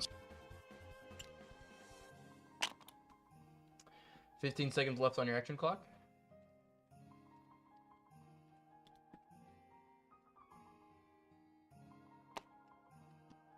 Okay, so I completed a lap with Batman, and the bat is right here in the Minecraft village, and I'm going to use Batman to teleport. Before that happens, I believe he spawns right here, correct? That's correct. So 1, 2. Okay. That's all right. I'm then I'm gonna use Batman's action to teleport to that. Before that happens, I'm gonna give you your 2 items. Thank you. Dragon Ball and the Ring of Power. Okay. Just in case that changes anything. You should have gotten the items before that happened. So I do need an action though. Ask for the we'll teleport to the back. That's an action. Yeah, I'm gonna use Batman to teleport to the Man Bat. Gotcha. Which is that's an action, so I will reset your action clock. Oh, also, could you roll for Mario's item? Of course. That Man-Bat's gone. I will pause. Oh, sorry. I will pause your action clock. I will roll for Mario. Mario on his D12 gets another 11. That is a double cherry. Holy moly. Insane. All right, right where he is, I'm going to use my original double cherry that I got in the first round. Gotcha. The double cherry, I believe both of them are on right here, correct? Yeah. Also, why is Foxy where he is? What do you mean? Why is he... Where is he? Oh, okay. Sorry. A Foxy did spawn. I was trying to find a, whatchamacallit. I was trying to find the Foxy figure, but he spawned kind of weirdly. He's supposed to be over here. If anyone sees another small Foxy figure around, I didn't delete him on accident. But yeah, if they're not a big figure, they're not supposed to be there. But what's going on? You got 33 seconds left on your action clock because I'm resuming it. But Foxy was not supposed to be there.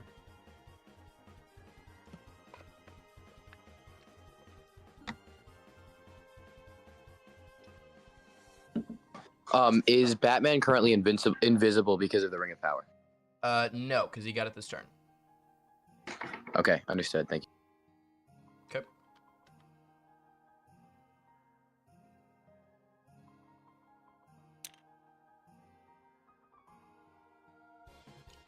I do need an action from you.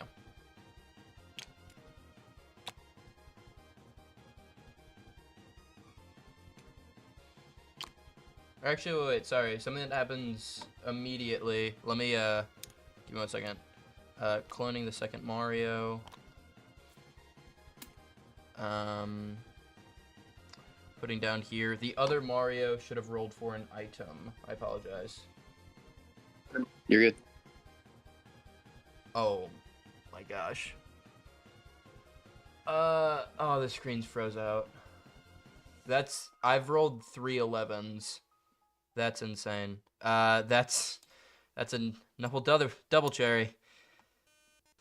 Oh my gosh. I don't know what the rolls are happening this game, if I'm being honest. The part going off at a 1. You rolling 3 11s in a row. One of these double cherries was used, but oh my gosh. But I do need an action from you. All right, I think I'm gonna end my turn just like that. Okay, fair enough.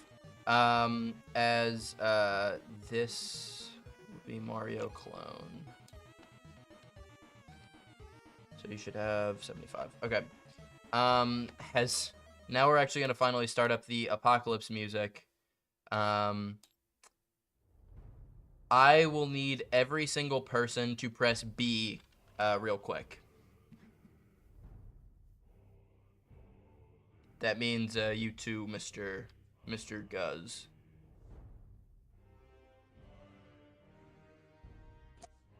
Hey, this is the first apocalypse turn, not the second. This is the first, yeah. So we're not blind for the first one. Oh, because they just move? Yeah, they just move, and then it's blind, and then it's... That makes sense. We're good right now. So, do they get to see where they move, then? Yeah. Yeah, you just roll one of those dice. We get to see where it goes, who it is and where he goes, and then we get to see where Springtrap goes, and then that's it. Okay, cool. It is going to be a 5 on Bonnie, which means it's going to go 1, 2, 3, 4, 5. Let's see. From right here, 1, 2, 3, 4, 5. Still cannot touch you. I think that would be the closest way. 1, 2, 3, 4, 5. Either way, I think it's the same. She would get to right there. Springtrap is going to go 7 towards the closest person. It's going to be 1, 2, 3, 4, 5, 6, 7, I believe. Do you go 7 right there, which would put him in between those two? Is there anyone closer? Hey, this would be... He could actually touch Mario. 1, 2, 3, 4, 5, 6, 7. Yes, you are right. Now we're gonna roll to see if he hits the clone or the normal Mario, because this would be 1, 2, 3, 4, 5, 6. Yeah, and then he would hit him right here. He's closer to Olimar. What? He's closer to Olimar. Olimar? Is he? 1, 2, 3, 4, 5. Yes, he is. Yeah, you're right. So you get hit Olimar. That would immediately deal 5 d20 permanent damage. As we're going to roll that real quick. The 5d20 permanent damage is going to be 59 damage, taking Olimar from 65 to 6 health remaining. 6 health remaining. As we are going to... So, Gus, could I get a little... Sorry, I think I've asked this question quite a few times, but... I'm here for you. They disappear and then move, so you don't know where they move the next turn then? Yeah, they disappear before they move on the second turn. Okay, and then they don't know where they are for a rotation, and then they get revealed, and they move, and they'll see where they are at that rotation? Move. Yeah. Okay, cool. All right, that makes sense. As Mr. Oh, sorry. Wait. Bonnie can't get to him, so yeah. Okay, that makes sense. I believe that is all that happens, because it's only one roll this turn. As we're going to go straight on to Mr. JM's turn. You up.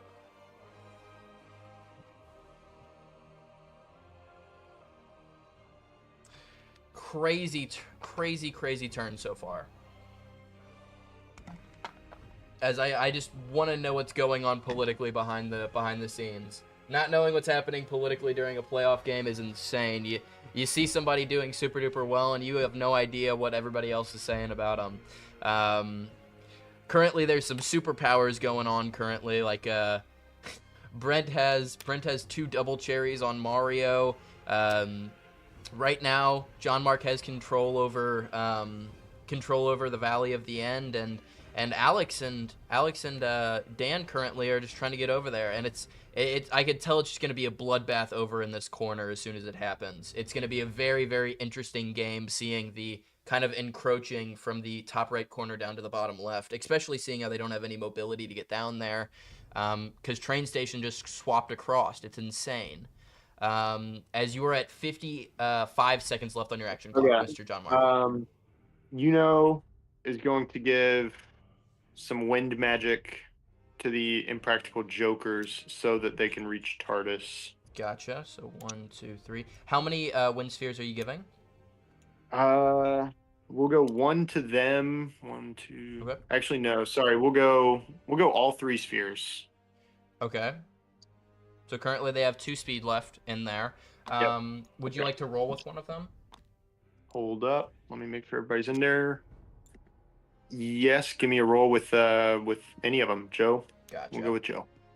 That's a 3, which is unsuccessful. We'll go with Myrrh. That is going to be a 4, which is successful. As you are back onto the action clock.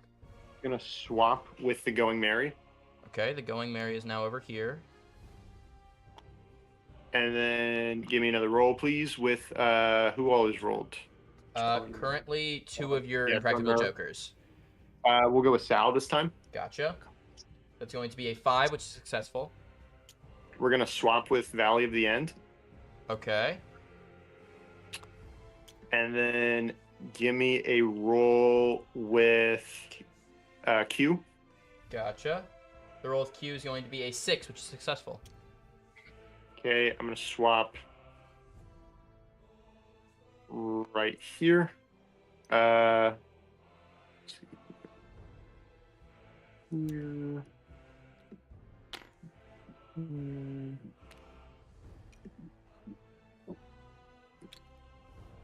Where's he now? Here.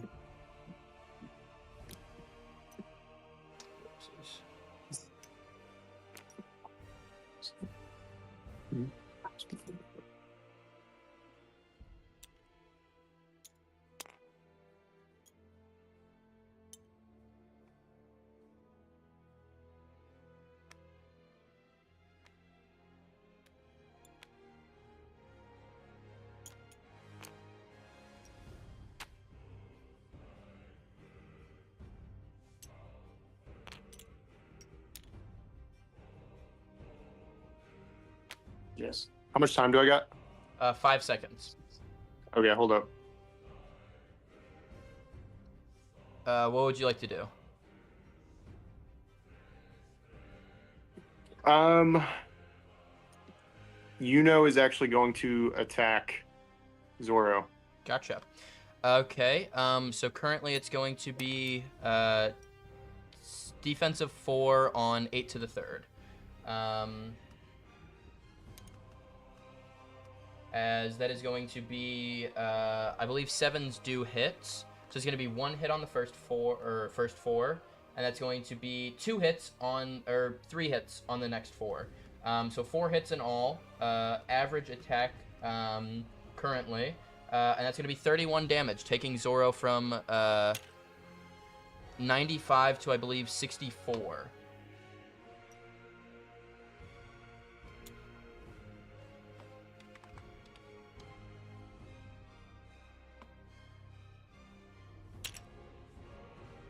As you are back onto the action clock.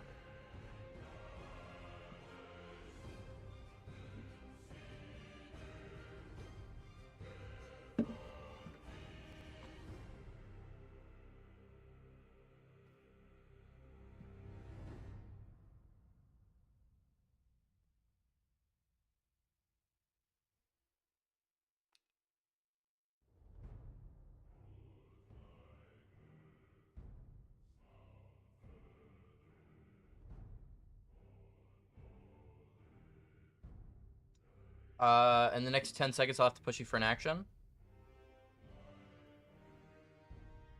Am I on the clock? No. It's John Mark currently. Okay, just double check. If you spend more than one space away. What would you like to do? Genji's going to attack. Can Genji attack? Genji can. Well, wasn't he in the TARDIS? He would have gone 1, 2, what do you 3, mean? 4. I think that's the farthest you could get, right? Oh, that's true. That's true. Unless you want to do like a Lucio speed pop. Hold up. But I will need an action. You're at like negative 30 seconds. We will do a Lucio speed pop. Okay, cool. So yeah, he has enough speed to get to him now, yeah. All right, Genji will attack. Gotcha. So currently that's going to be no disadvantage from the tile. It's going to be 9 to the second on a defensive 4.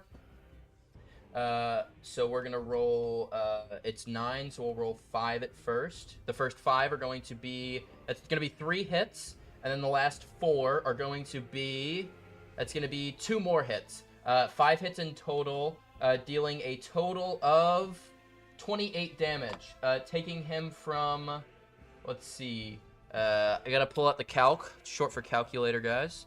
So that's gonna take him from 64 minus his 28. Guys, I'm not good at mental math. 36. He has 36 health remaining. All right, Shaq and Lucio will group attack. Gotcha. So that means, yep, they can both make it. Shaq is attacking 10 to the 3rd. Lucio is attacking 7. So let's roll the first 5 that both of them are together in. That's going to be 1 hit from both of them. And then the last 2 that both of them hit on are going to be... it's going to be another hit. So both of them hit twice. And then Shaq on his last 3 hit all times. Meaning that Shaq hit 5 times and Lucio hits, I believe, 3. So we're going to roll Shaq first because he has a very high chance of killing. Hey, Gideon, I hate to cut you off right here. I just wanted to let you know that the health stats of each character are not currently on the stream. Oh, they're not? Oh, sorry. My bad. I apologize. Yeah, thank you very much. There we go. It's up. Sorry. Thank you. DM blunder. I apologize. But Zoro is McDeaded.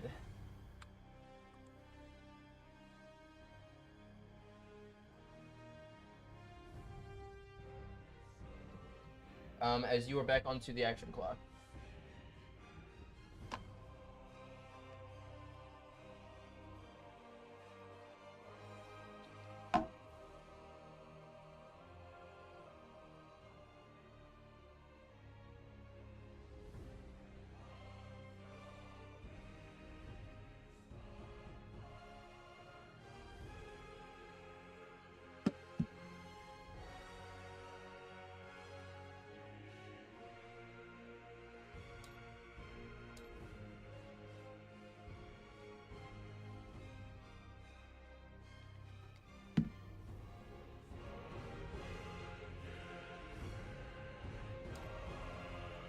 3 seconds left.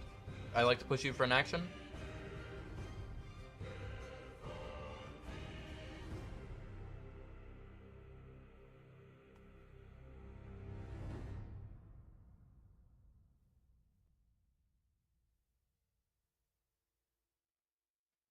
John Mark, would you like your turn to be over, or would you like to use an action? Oh, I'm sorry. Yeah, my turn's over. My bad. Cool.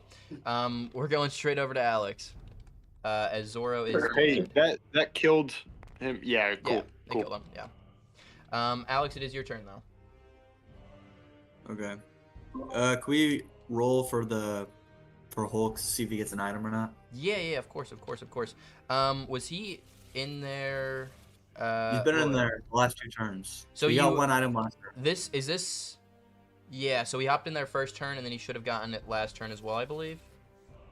Yeah. So we'll roll to see if it hits him, because this is technically turn 3, I believe. Yeah, this is turn 3. So we'll roll if this is a 2 or a 3. It's a 1, meaning that it does hit him, and he still gets his item, but it does hit him. It's an assist trophy, and what that's going to do is 3 to the second for every single person that can see him. These 2 people can't, so it's going to be 1, 2, 3, 4, 5, 6, 7. So that's 20. Holy moly! You're getting smacked with 21 to the second. As the first 5. Oh, sorry, Alex. Did you know how that worked? So, like you said, you get 21 to the second. Yeah. So everyone besides 1 player hits him. 2 players don't hit him. 2. Okay. So yeah, 1, 2, 3, 4, 5, 6, 7. These 2 in the corner don't have a direct line of sight to you. You have to be like directly adjacent to somebody, if that makes sense. Like they have the range to see you, but you're like they're not like directly in line of sight of you. I got you. Yeah. Okay. But the first 5 rolls, it's a 8 or above will hit Hulk. That is 3 hits on the first 5. The next 5 is going to be, holy moly, 2 more hits. The next 5 is going to be, oh my gosh, that's 4 more hits. Holy moly, he's tanking this. The next one's going to be 1 hit, and then the last roll is going to be, it's 10 hits currently. Oh my gosh, that's 11 hits. You're about to get slapped with 11. Oh, they were very angry at you. It is 70 damage to the Hulk. Let me make sure that's 8. Yeah. The Hulk just took 70 damage, taking him from 200 to 130. Okay.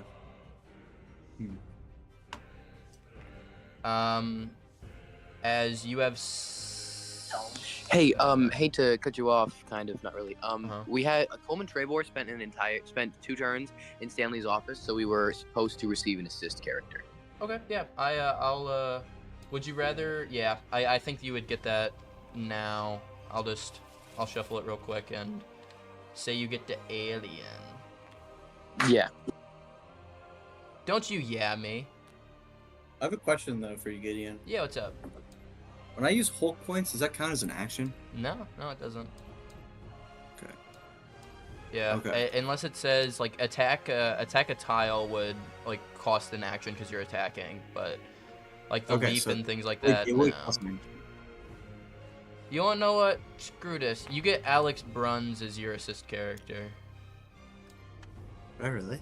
I'm an assist character? No, you're not an assist character. You are a character in the game. I just the alien is Alex Bruns. But yeah, sorry, I'm gonna put you back on the action clock. Basically, if I teleported using Hulk points, then it would not be an action. I could check real quick. Hulk smash. So leap, jump anywhere on the board for 3 points. No, it wouldn't cost an action. No.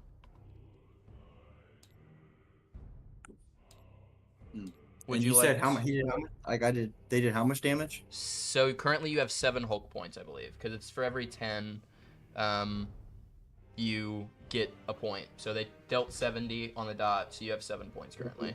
Hey, I just had a question regarding Hulk's ability. Can he use the points as soon as he gets them, like Yeah. Bowser, or is it different? No, he could use the points as soon as he gets it. Technically, he should have gotten those on his. No. It would have been right now because he rolls for it. He should have gotten it there, and then it should have happened as soon as that happened. I just keep forgetting the Mos Eilis, if I'm being honest. Man, you gotta remember. But I'm cool. sorry. Okay. But yeah, you're able to use those points now if you would like to. You have 7. I have them tracked down there, but I do need an action from you. Okay. I'm just gonna. What do I do here? Alex, I want to point out, when we originally made our play earlier, the reason why we killed Zora, we didn't see him, and once we realized he was there, we were worried that he would 3-star us, hence us killing him. Maybe we were premature, but I just want you to know we're not out for your whole team right now or anything. It sounds like he's pleading. Does sound like that a little bit. I will say Mario's got 2 more in the chamber right now. There's a huge threat on the board besides me. I'll move Hulk right there. Okay. Now. And I'm gonna leave him in there. If he gets attacked again, so be it. Gotcha. Okay. Other than that, I think I might.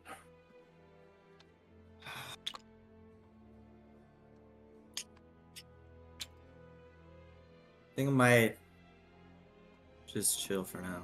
Okay. You get X Mansion at the end of your turn. What would you like to increase on his ability? So I can either increase his range, his defense, or his speed. Is that correct? Sorry, there's nothing you could do with Flash on that. Sorry. What? So you just said I could. I was saying that. So what the exact thing is that it has to have a number on the ability. Flash is one of the only ones in this that doesn't have a 1 on his ability, like a number. He has a 1 on his range. Wait. Oh, really? It's on his ability, so you're able to use all of your speed to move. It says you can add or subtract 1. Uh-huh. It doesn't say it has to be 1. It has to be a number for it to do that, though. So What did you think it did? Sorry. I thought that if I kept him there from 3 turns, then I would either add or subtract 1 to any of his defense, speed, or No. range. So it receives an ability buff, so that's specifically tied to your ability. What the heck? Yeah. So basically, he's just been rotting in there. Kind of. That's why I was confused why you left him there. Well, that's my bad then. Dang, that's unfortunate. Okay, well then I might as well move him. Yeah. Can I still It's do that? Dan's turn, and then you could move him, if that's. Okay, well I'll move Okay. him now. Gotcha. Cool. Yeah, I'll let you move. Dan, you That's can't ridiculous. Wait, can't let him move him. explain that again. So What are you talking about? I'm live saying stream I won't isn't- start my turn so you can start. What are you talking Dan, about? shut up. No. But no. We're so chilling right now, bro. how it works is for an ability. So if Hulk was in there, let me give you just a random example. Chaos. Okay. If Chaos was in there, you look at his ability. It's Portal Master. Okay. Portal Master. Oh my gosh, I spelled portal wrong. That's embarrassing. So he has a lot of numbers on this ability. At the start of your turn, designate 1 tile as your portal. Every turn you gain 1 portal point. You could basically say, okay, I want to make it to where now I gain 2 portal points every turn. And then it's you gain 5 portal points every kill you get. You could be like, I want to make it to where I get 6 portal points every time I get a kill. It's directly linked to your ability, not your stats. Does that make sense? I mean, it does now, yes. Yeah. I probably could have explained it as it happened, but I kind of just thought you forgot about Flash. I apologize. But you can move Flash. I'm going to put you on a 45-second action clock to move Flash real quick. Well, okay. Let's flip this way and see where he moves. 1. 10 speed. You would have to roll across that if that's okay. Oh my god. Roll across the water? The water, yeah. And what happens if I don't? Do I have to roll? You would fall in it, and you'd... Actually, I don't know. I think you would use your He's action. right here, right? Yeah.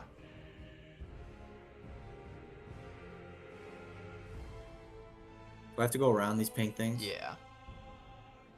8, 9. All right, he'll just.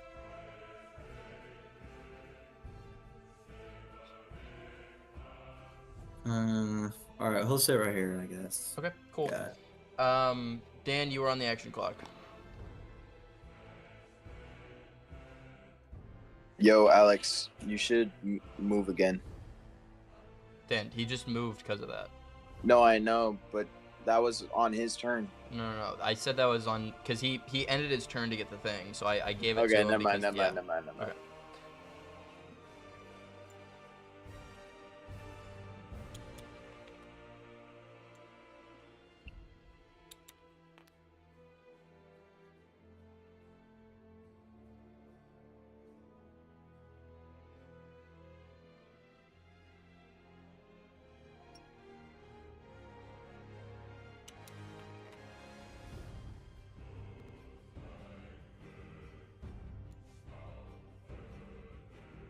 I'm going to move Homer over to this square. Just save.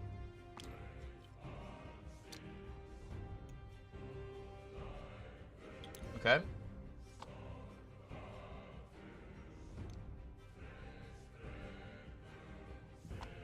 Kirby is going to go into Optimus, who is in his truck form. Gotcha. Gimli is going to move over here. Okay.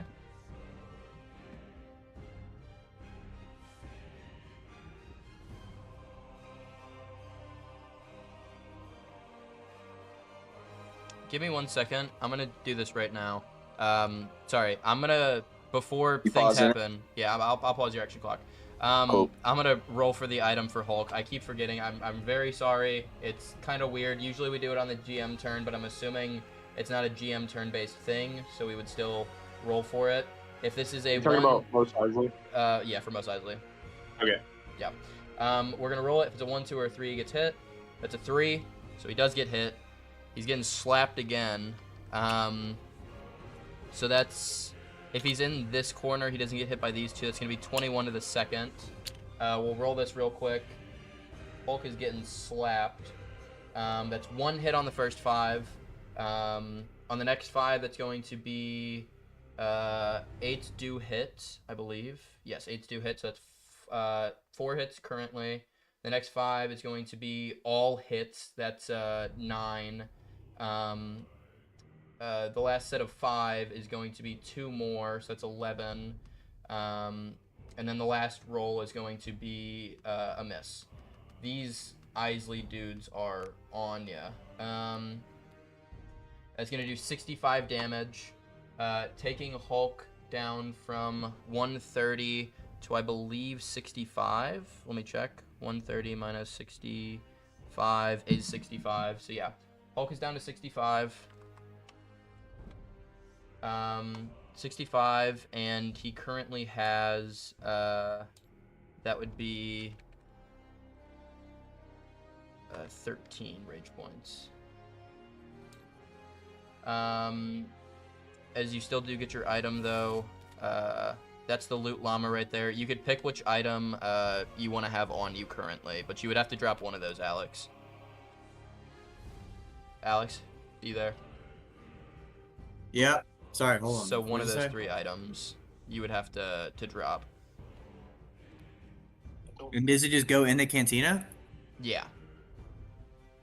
Okay. Let's drop.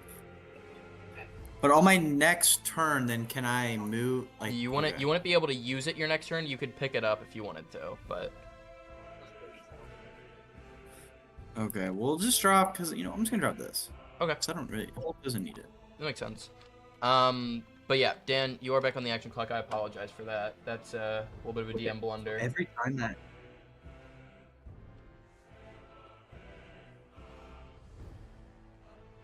These guys are rolling insane. But yeah, Dan, you are on the action clock. All right, cool. I'm gonna use Egad's ability to extend my clock. Oh, okay. My fault. Action on IKEA Tower? Yeah, action on IKEA Tower. So I believe it's up to 9 now.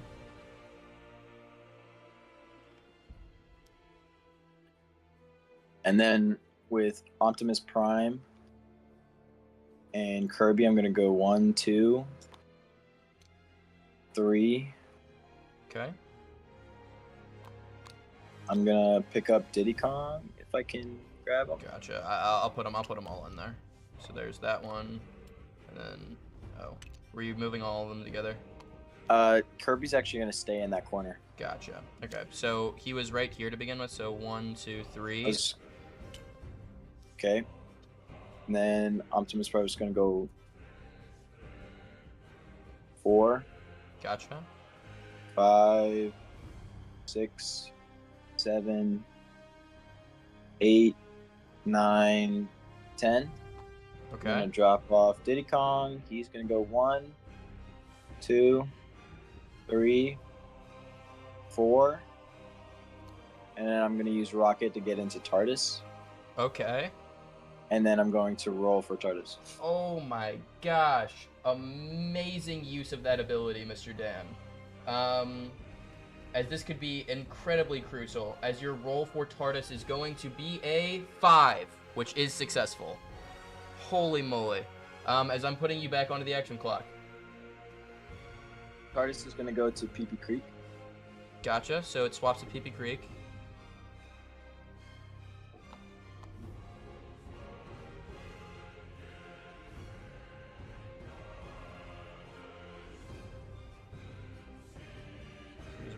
He's right here.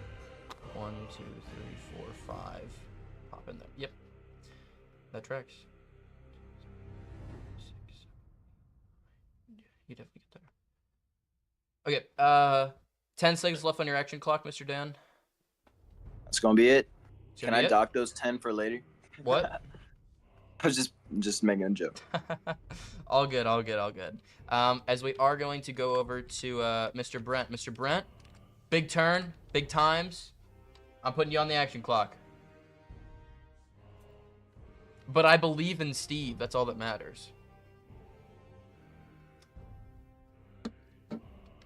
Great plays that we've been seeing. Great plays. All players are looking threatening in their own ways right now. Some a lot more than others, but everyone's looking a lot more, or a lot very threatening in their own ways. It's insane how this apocalypse has already started, and somehow still things like this are happening.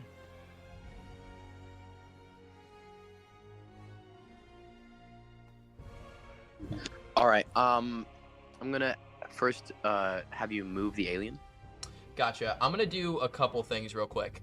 Okay. As soon as you want to use your action to roll for a Pikmin, I'll reset your action clock, but I'm just gonna give you the Pikmin that it is, if that's okay, because I know you guys kind of use them as filler actions. But I want to get this game going because it's only like turn 4 and it's already 9. I'm gonna roll for Mario, and then what did you say you wanted to do for the alien? Just move him. Gotcha. I will do both of those things really quick. I'll pause your action clock.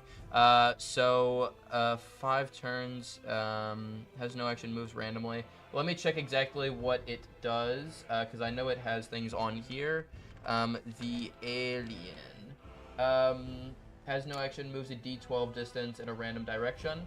So we're going to go north, southwest. Can you not move just while I'm doing this real quick? I want to be able to show you I could be tracking movement. I believe you were right here. But you're not on the action clock, but I do want to make sure movement's all good.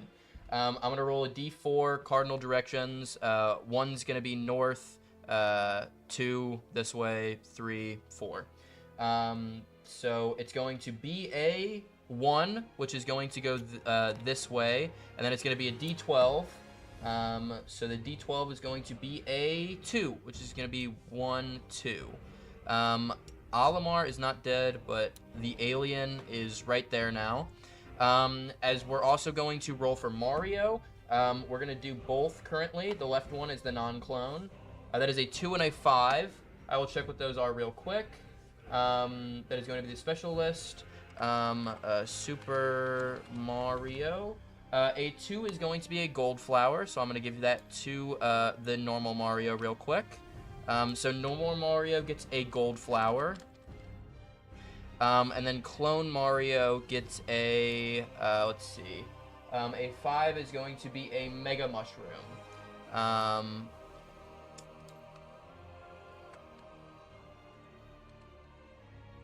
Okay.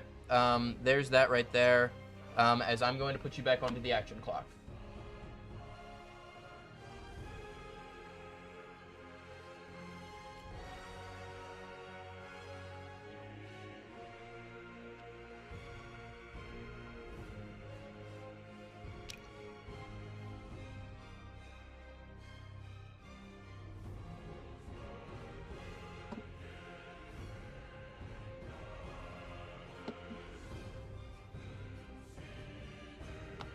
Can you summon my man bat for me, please?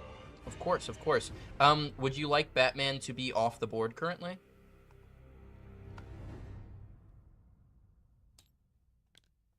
Yes, please. Okay, cool. A man bat spawning. Could you put Gus on the mic real quick? Hello. A man bat spawning would be something considered that he would be able to be seen, and would he be revealed, or would a man bat just drop where he is currently? It's a good question. I think another. I think it would probably reveal. I don't know. I don't think the it's Ring of Power has been played so differently so many different times. Yeah. The way that it works sometimes is you can use your action, but then if you end your turn, you're invisible, and it's had different implications for Freddy Fazbear people. So what I'm gonna say on ruling, and if you hate it, just ask me real quick. I'm willing to talk this over, and also with everyone, because the Ring of Power is something that's gonna be pretty crucial in this. If you're invisible, I'm going to say the animatronics do not see you. I will also say that if you use your action that turn, you will not be invisible until the turn that you don't use your action next rotation. So you will be visible for an entire rotation. Eye of Sauron will still be rolling to see you if you are invisible, even though the apocalypse did start. I think all of those are... I believe so, yeah. But... Okay, well, the Eye of Sauron isn't a factor. What do you mean? It's not, because it's the apocalypse. Wouldn't it still roll? It says in the item list that it rolls to see you, though. Even if you're by yourself. So it's not really something that's happening because the Eye of Sauron happens on the GM turn. I think it's more... If that's your rule in the... Okay, cool. I think that's a balanced ruling with like the Fazbear people. That's kind of my ruling, just because how busted the Ring of Power can be in this apocalypse. If that's okay with everyone else. I think that sounds smart. Okay, just because the Ring of Power could be insane, and if Batman could be invisible the entire time, some things could happen. But yes, I will rule that dropping a man bat does not count as yeah, I'll count that as only using an action would reveal him. Okay, sounds good. That's the ruling that I'll do. So he drops right there, and then text me where he wants to be by the end of your turn, or I will assume that he is where he is. I'll give you one confirmation by the end of it. Text me on my phone just because it's easier, but I will start your action clock up now. Just a reference, I'm going to have Brent do that on my phone because his phone is being used for everything. Okay. All good, yeah. But yeah, 45 seconds starts now. I'm sorry, there was a lot of questions that had to be answered there. I wanted to make sure that all the rulings were, like, defined in this.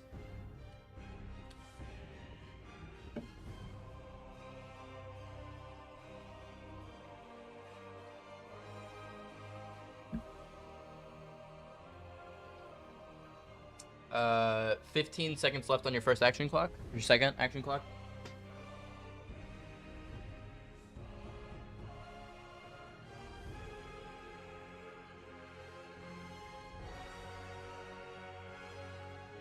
We're going to store our third action with Cloud as also.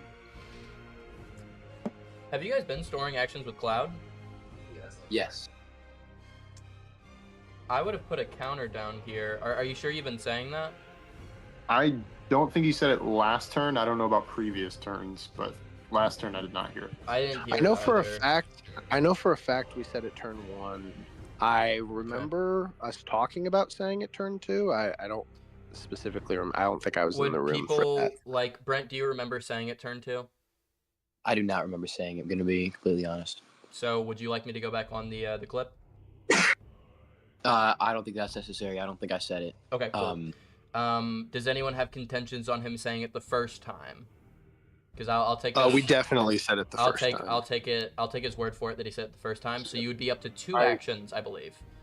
No contention, but it is turn 4, just so. It is turn 3 currently.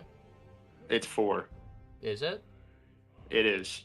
Flash just got this, and he was in their turn 1. We've already seen 1 round of the apocalypse. Because it's the last. It started on turn 2. I'm a silly bingy spingus. Okay. Bye. Okay. So this we're all is the good. second. This is the second. So I'm gonna type here 2 actions. Okay. Does anyone have contentions on that? I believe that's all correct. Okay. Cool.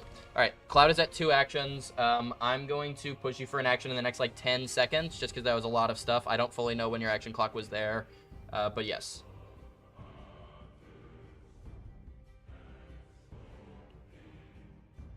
Okay.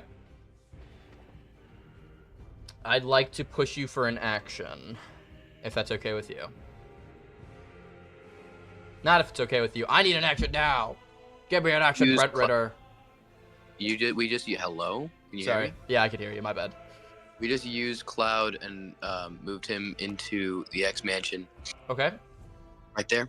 Gotcha. I'm also going to summon both of my clone Marios. Okay, so that's going to be this double cherry gone, this double cherry gone. Now, how I'm going to rule it is the clone. So how the double cherry works is that it's off of maximum health. I believe, let me just double check. I believe the clone of a clone would have half the health of a clone, which sounds really weird, but let me make sure. That makes sense. So yes. Create an exact copy of your character only with 25% of the health. So currently, let me do this real quick. So 125 divided or times that by 0.25. That's going to be 31. We'll round down, so 31 health. I'm going to write all this down real quick. Markers. Okay, so Clone 1 and Clone 2 are both going to be at 31 health.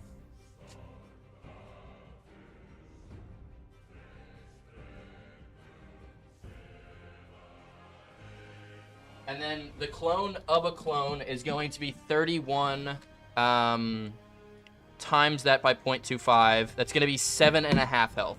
So the clone of a clone, I'm going to put this down here. Clone of a clone. And then this clone right here is going to be smaller than that, so it shows that it's even a smaller clone. It's going to be at 7.5 health. So I'm going to round that up to 8. So that clone is at 8 health, just because it's a higher number. Currently, that one. I'm going to make sure these clones have numbers on them. Clone 1. Holy moly. This is going to be Clone 2. And then this is going to be Clone 3. Clone of clone. Okay. There's all your Marios. I'm going to give them their roles because they just spawned. Their 2 roles are going to be a... That's 2 11s. Oh my gosh. There's no way. Look on the stream. I rolled it, I swear. That's 2 11s. I don't think you're flicking your wrist properly when you roll. There's nothing I could do to make it roll that. I promise you. I'm just hitting the button. Right now. Oh my gosh. I think that's the second time that I've rolled 2 11s. Holy moly. Okay, well, okay, here's your, I know what they're called by now. It was, Double cherry. Yep, double cherry.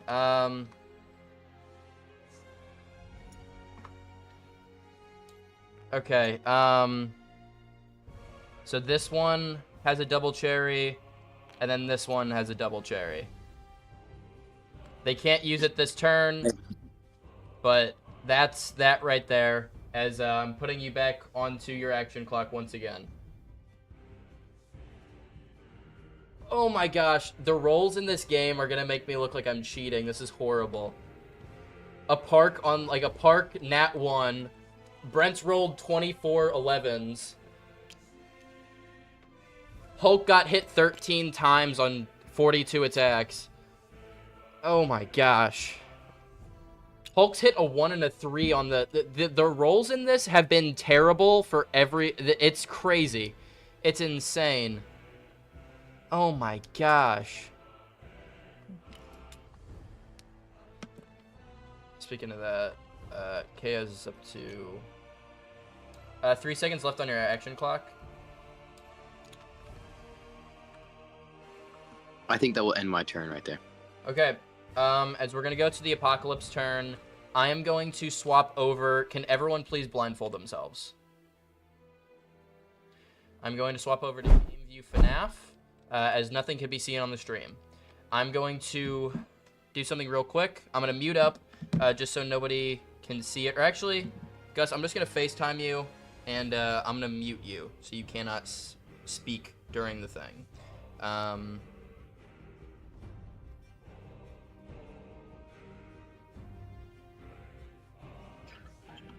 Okay, you there? Cool. I'm going to do this.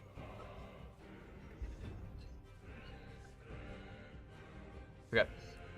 Here's this right here. Every player is muted.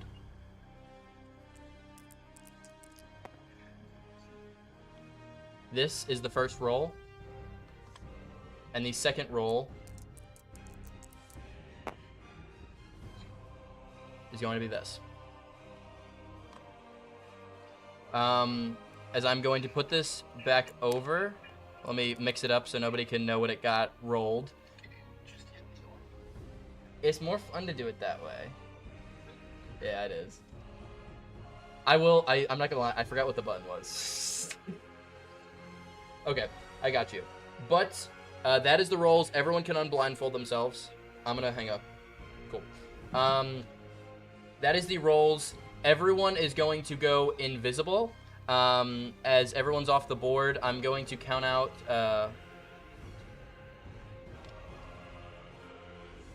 Okay, so Chica is revealed. 1, 2, 3, 4, 5. She is going to hit Hulk, for 5 d20 damage of permanent damage, as everyone else is off the board and invisible.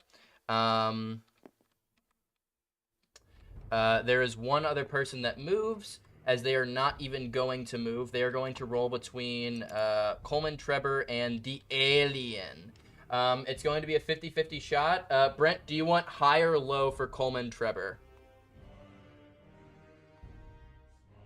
Mr. Brent?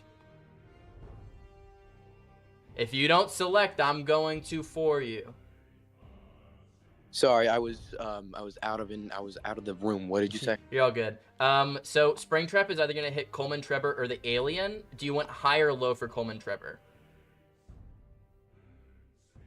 So he's gonna roll a d4, and on like a 3 or 4, it's gonna hit one of them, and on a 1 or 2, it's gonna hit one of them. So it doesn't really affect much, but it's you calling your own destiny. What are you thinking? These big time decisions. I will need it in the next couple seconds though. I'm gonna say low. Low will hit Coleman Trevor. Okay. So on a d4, it is a 3, which means it's going to hit the alien. Because low would hit Coleman Trevor, high will hit the alien. The alien currently has 60 health. I'm gonna write this down real quick.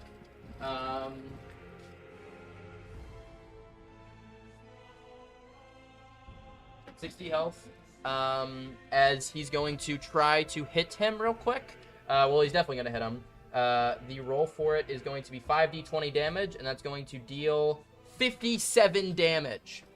Barely not killing him, as he is at 3 health left. 3 health left on the alien. Very, very lucky / unlucky rolls right there. As I believe that is it for the GM turn, as we are going to go on to, I believe, John Mark. John Mark, are you? You gotta roll for Hulk, my dude. Yes. No. We did it. We did it not on GM turn. I did it right after he did that. Huh? I did it right as soon as he did it, because the GM turn kind of got replaced. So no. I'm saying. Mm-hmm. Oh! Chica. Yes, you're so right. You're so right. I almost missed on quite a bit right there. I appreciate you keeping me accountable. That is 35 damage. Taking the Hulk down to 30 health. John Mark, I actually love you because that would have been bad. The Hulk is currently at 30 health, which means he would go up to 17 points. As Hulk is at 17, as that is going to go to trash. As now, I believe, John Mark, you're on the action clock. Did I miss anything? Please tell me I didn't. Feel good? All right. I heard you. Yep. Okay. We're all good. Let me fix this real quick. As I'm putting you onto the action clock. It is now turn 4.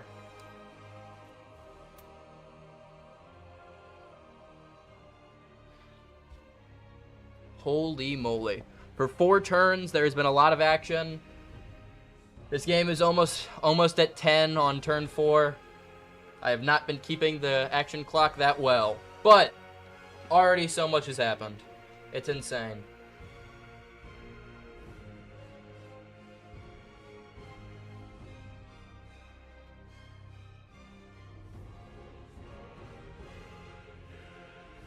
Am I on the clock? No. Okay. I just want silence or though. Yeah, Dan. Take your turn right now.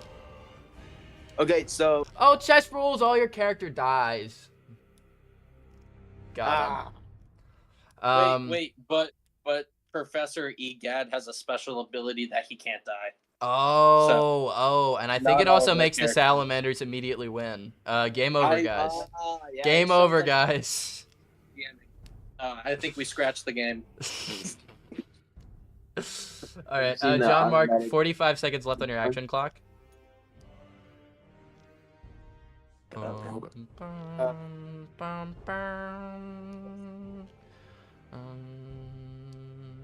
Hey, I just wanted to let you know, Gideon, the stream is still blindfolded.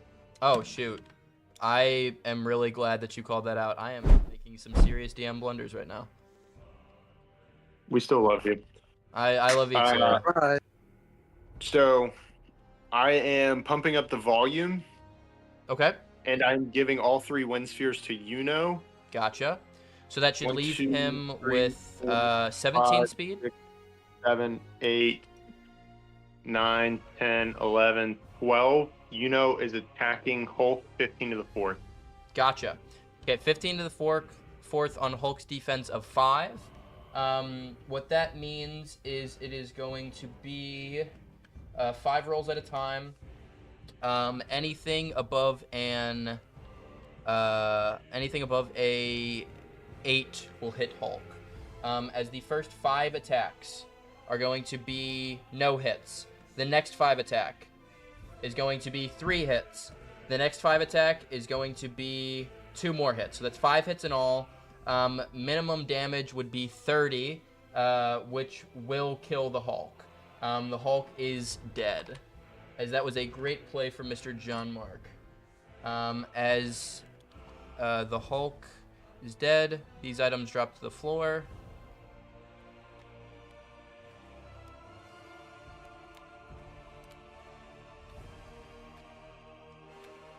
As that was 1, 2, 3, 4, 5, 6, 7, 8, 9, 10, 11, 12, 13, 14, 15, 16, 17.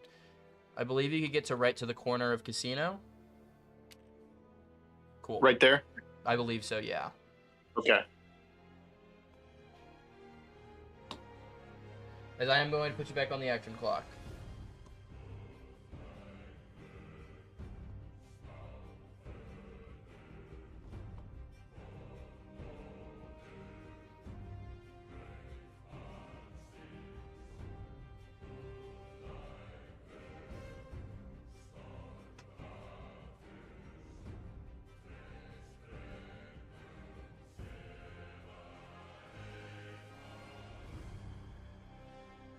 15 seconds left on your second action clock.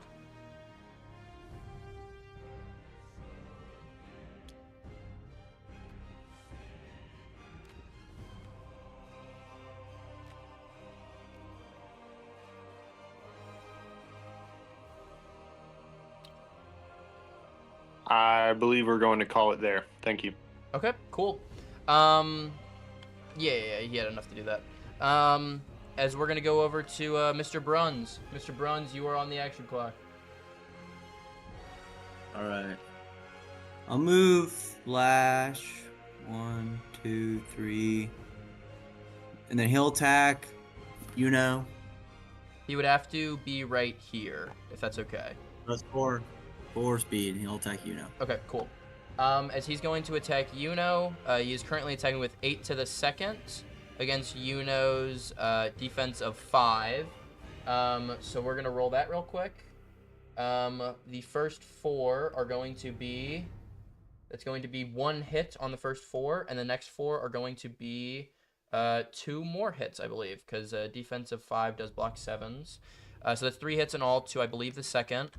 3 hits to the second are going to deal... It's going to be 15 damage, taking Yuno down from 100... Oopsies. Settings. 100 to 85. As you are back onto the action clock. Hey, I just want to butt in real quick and say that you did not roll for a Pikmin.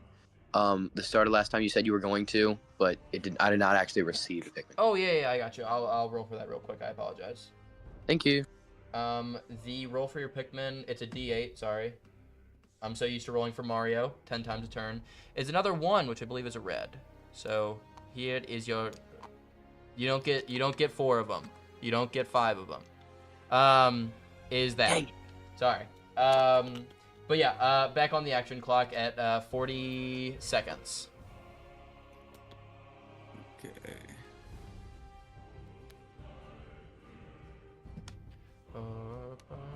All right. Well, then I'll. Can I? Let's see.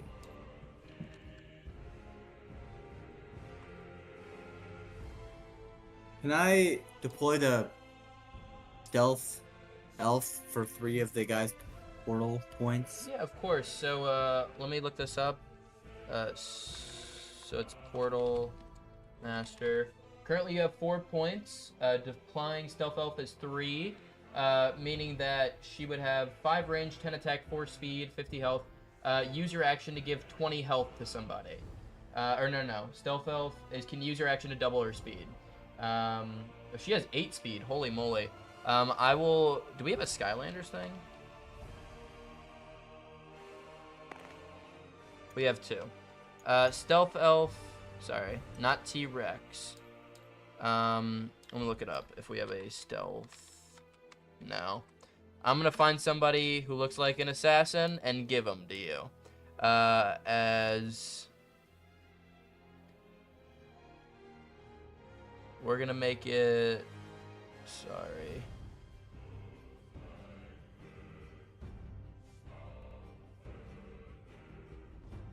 This looks like an assassin to me.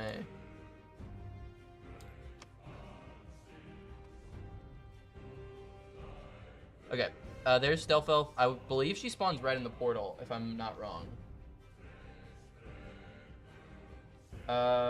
Using your action. Oh, wait, sorry. You cannot actually do that. You have to have Chaos in the portal. So he has to be in this. What the heck, dude? Sorry, man. I apologize.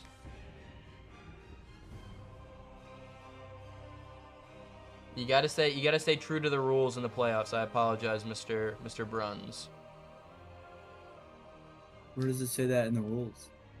On the ability, it says you could points can be redeemed using your action in your portal. So I apologize, but it is the rules. But you have 20 seconds left on your action clock. I just reset it. How many speed does Flash have left? Flash has, I believe, 6 speed remaining for this turn. 1, 2, 3, 4, 5. Oh, 6. Okay. And yeah, we'll stop there. Okay, cool. Over to Dan's turn. As I'm going to put him on the action clock.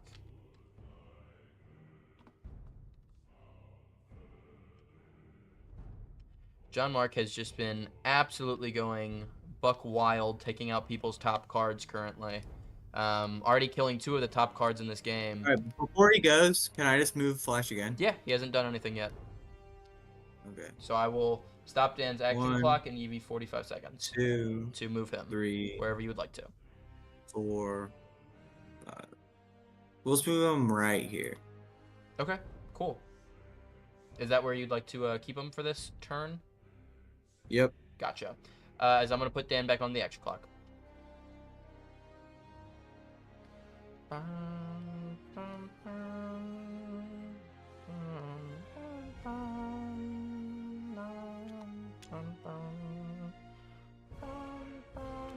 Okay. So I'm gonna place down TARDIS. If I can. All good, I got it. Minute 30 left on your action clock. Diddy Kong's gonna go up here. 1, 2, 3, 4, 5, and then jump over here. Okay. And use his action on IKEA. Gotcha. And boom, baby, we got IKEA. Yes, you do. So IKEA Tower is now activated. Unaffected by tile-wide damage inside of the 3x3. I will say, animatronics are not tile-wide. Yep. Just remember that. Thank you. And then I'm gonna move Optimus Prime. 1, 2. Pick up Kirby. 1, 2. Okay.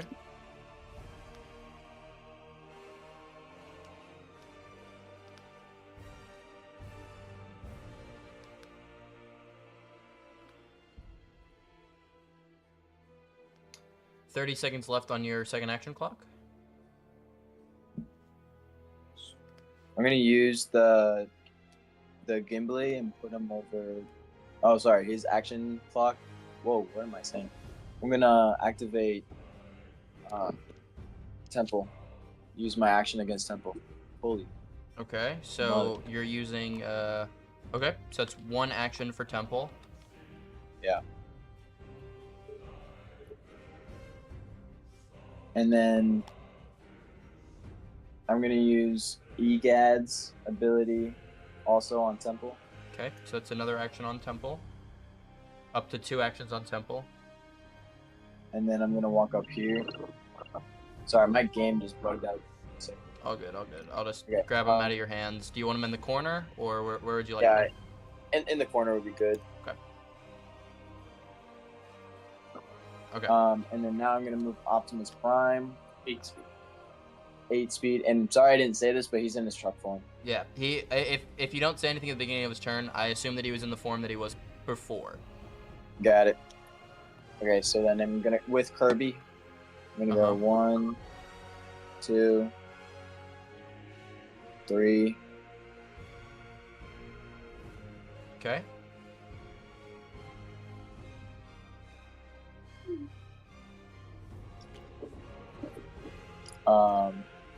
And attack, with Kirby. Okay.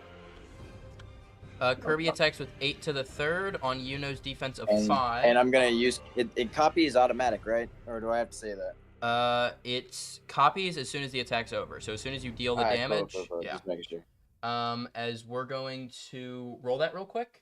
As long as you deal more than 1 damage, so 2 damage or above, we're gonna see this. So it's 8 to the 3rd. On a defense of 5, so that means he needs to roll an 8 or above to deal damage. That is going to be 1 hit on the first 4, and the next 4 that's going to be 1 more hit. So immediately he does get the copy off. That is 3, not 2. That is going to be 20 damage to Yuno, taking him from 85 to 65. That's 55, 65 damage to Yuno. as Kirby currently has Yuno's ability.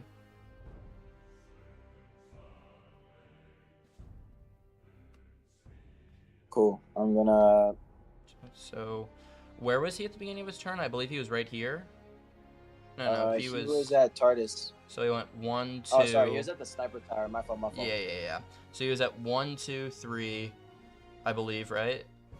And then Kirby hopped in him. 4, 5, 6, 7, 8, 9. He has, I believe, 3 speed left. No, Optimus Prime. He should have 4 speed from this position. Where did he start at? Beginning of the sniper tower, right into Mercy. So it should be 1, 2 into TARDIS. Yep. 3, 4, 5, 6. Okay.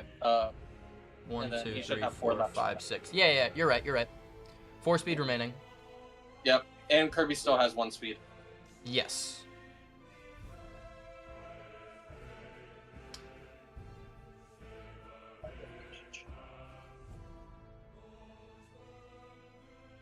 I'm assuming you're taking Kirby with you. 1, 2. Any final movements before you would like to end your turn?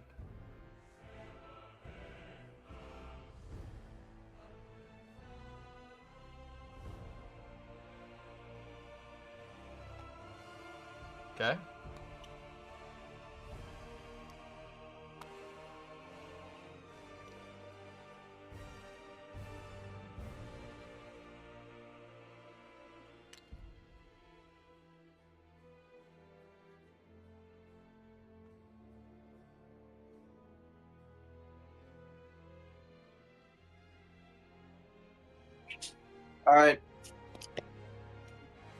All right, boys. We're good. Turn over? Okay, cool. As we're going to go over to Mr. Rister. Mr. Rister, you're up. First thing, roll for the alien. 100%. We're going to do a crap ton of rolling real quick. Where is it? The first is going to be a 3, which is going to be 1, 2, 3. So he's going to go down this way. Let's see what his roll for this is going to be. It's going to be an 8, which is going to mean that he's just back in Stan Lee's. I'll roll for all 4 Marios real quick. Holy moly. Yes, please. So the first Mario is going to be a 7. The thing went down. Give me 1 second. Let me shift to. Want to make sure everyone can see these rolls. So if I roll another 11, nobody's like, oh, too many 11s. Go here, share screen, window, talkie.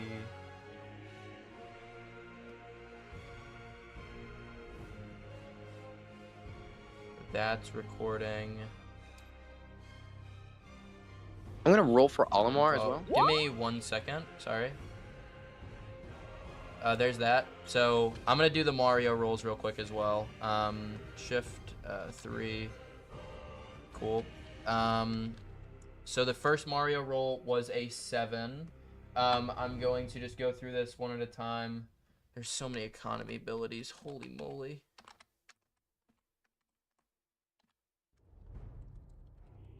Super Mario, so it's going to be a 7, which is going to be a Fire Flower. That's for the main one, so this one's going to be a Fire Flower.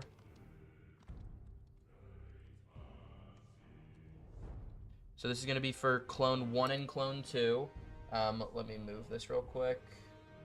So this is going to be a 4 and a 6. The 4 is going to be a penguin suit. So let me copy this right here. Clonettes. This one is going to be a penguin. Penguin suit. This one is going to be on a 6. That's going to be a ice flower. A lot of items right now. Ice flower and a penguin suit. And then this one right here is going to be a... On the clone, it's going to be a 5, which is going to be a Mega Mushroom. So I'm going to copy this right now. This one is a Mega Mushroom. Sorry, what was the other thing you wanted to roll for? You have a lot of things to roll for. Pikmin? Olimar. Gotcha. It's not a D12. 12. It's a D8.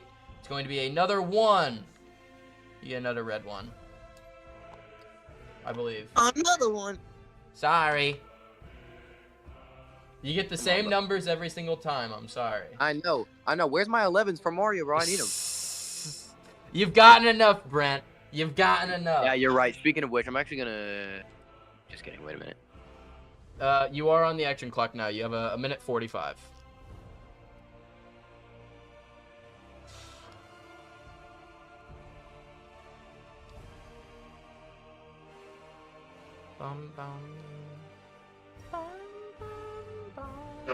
All right. First thing, I'm gonna put Cloud in the TARDIS. Gotcha. And I would like to move the TARDIS next to the train station A in the X mansion in that little purple space right there. We'll use the first action. The first action is going to be a 2, which is unsuccessful. I'm gonna roll it again. Okay. The second action is going to be a 4, which is successful. Currently, you have no actions remaining in the pool. I would like to bring that up 1 because I can do that. Yeah, 100%. So you save your action for this turn? Correct. Gotcha. So you're up to 1. Trash that. Gotcha. I'm actually going to use the blue Pikmin's ability to roll for moving the TARDIS again. Gotcha. The blue Pikmin for using TARDIS is going to be a 6, which is successful.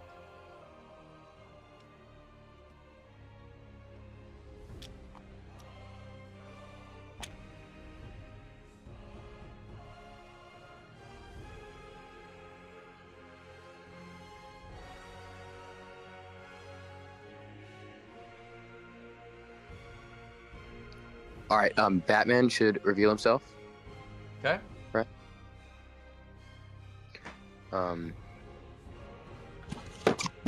Goodness. Fun.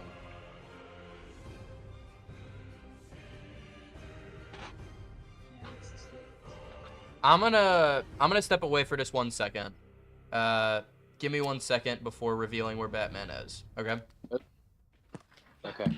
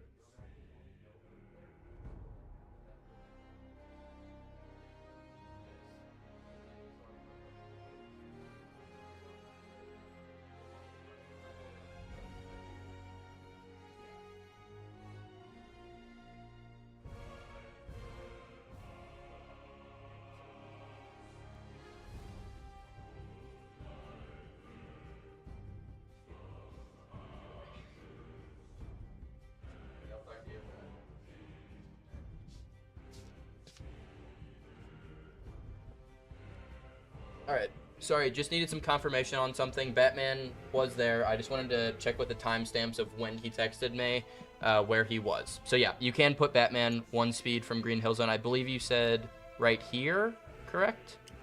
That is correct. Yeah. Gotcha. I'm gonna put you back on a 45-second action clock, and we're gonna start getting rolling. But I'm gonna be very harsh about your action clocks because you have like a million actions.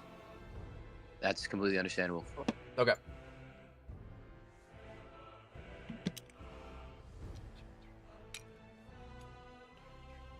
Cool.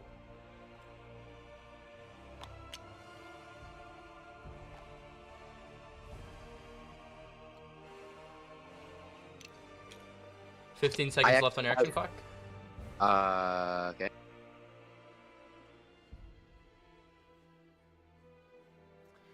I'm going to clone I'm gonna bring my 2 more clones in. Okay, so what that means which does not cost an action. Yeah, does not cost an action. I'm gonna do that real quick, and then I'm gonna ask you for an action immediately afterwards. Okay. So what that means is there's going to be another small clone. Okay. The small clone is also gonna have 4 health or 8 health. So clone 4 is at 8 health. And then smaller clone, even smaller than that one. I'm gonna make these guys a little bit bigger, and then this guy a little bit bigger, and this guy a little bit bigger, and this guy a little bit bigger, and this guy just a little bit smaller on the bottom. He's gonna have 2 health. So clone 5 is at 2 health. Okay. I'm gonna roll for the 2 other clones real quick. They cannot use their items immediately, but it's an 8 and a 9, neither of which are double shrooms. Holy moly. Okay, so an 8 is going to be a star, and that's gonna go to the top one. A star. So this one has a star, and then this is also clone 4. And then this one gets a 9, which is going to be a 1-up. Holy moly. Okay. I'm going to make those clones real quick. Sorry. So this is going to be clone 4. This is going to be clone 5. This one's a clone of a clone.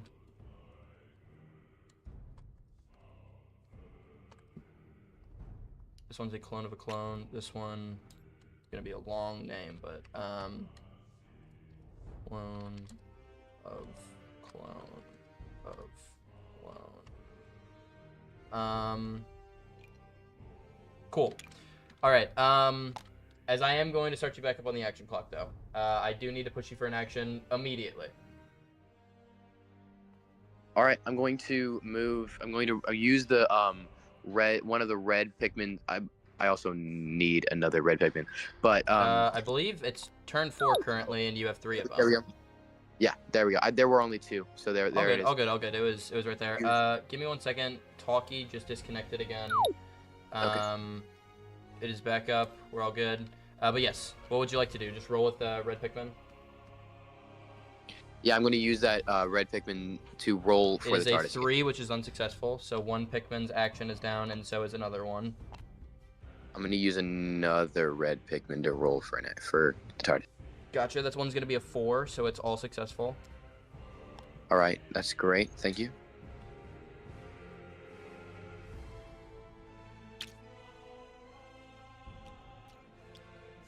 Oh, sorry. Oh wait, did you not swap a Slushy Island? You swapped right there. Yeah. Or was that Slushy Island? Yeah, that was Slushy Island. Okay, gotcha.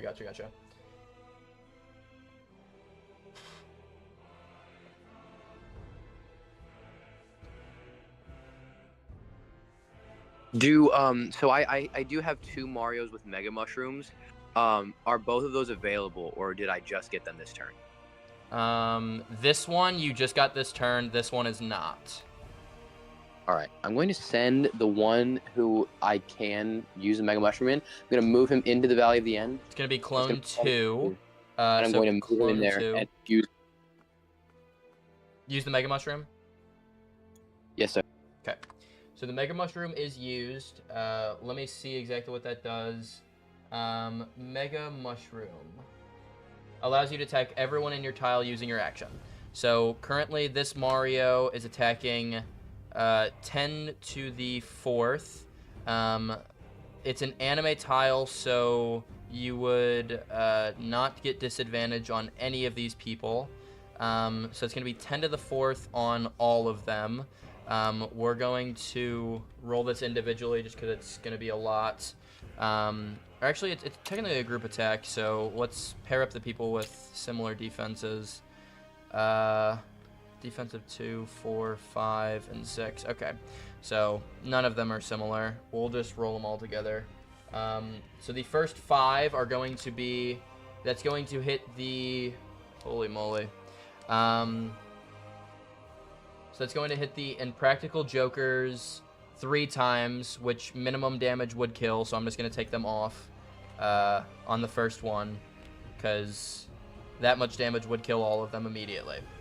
Okay. Next up is going to be on Lucio. Lucio, that would hit... I'm going to write this down because this is a lot to remember. Lucio... 4 times.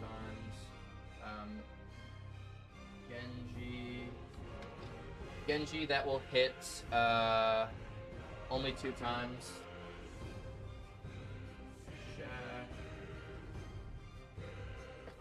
On Shaq, that is only going to hit 2 times. Well, and that is all the people in that room. And then we'll roll the second time. That's going to hit... I believe that hits all of them for those attacks. Because the 6 misses. Yeah. So that's 3 attacks for everyone because it was an 8, a 12. The 8 actually doesn't hit Shaq. Yeah. So Shaq is up to 4 hits. Genji is up to 5, and Lucio is up to 7. So we will roll the 7 for Lucio real quick. The 7 for Lucio is going to deal 96 plus the other stuff. Lucio is dead. For Genji, it is going to be 5. So we'll roll that real quick. That is going to be 62 damage plus 30, which I believe... 60 plus 30, yes, that does kill Genji. So Genji is dead. And then on Shaq, that is going to be only 4 hits. That's immediately going to be 24 plus 43. So, give me 1 second. 67. 24, yeah, 67. So he's at 150 minus 67. It's going to be 83. 83 remaining on Shaquille O'Neal. As that is the end of that attack. As you are back onto the action clock.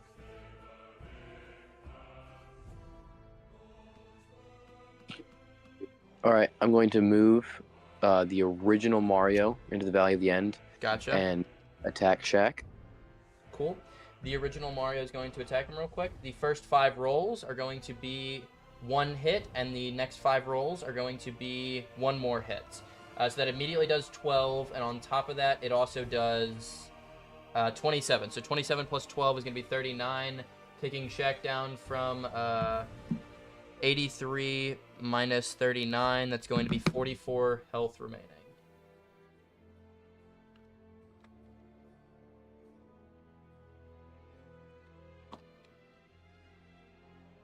As you're back onto the action clock.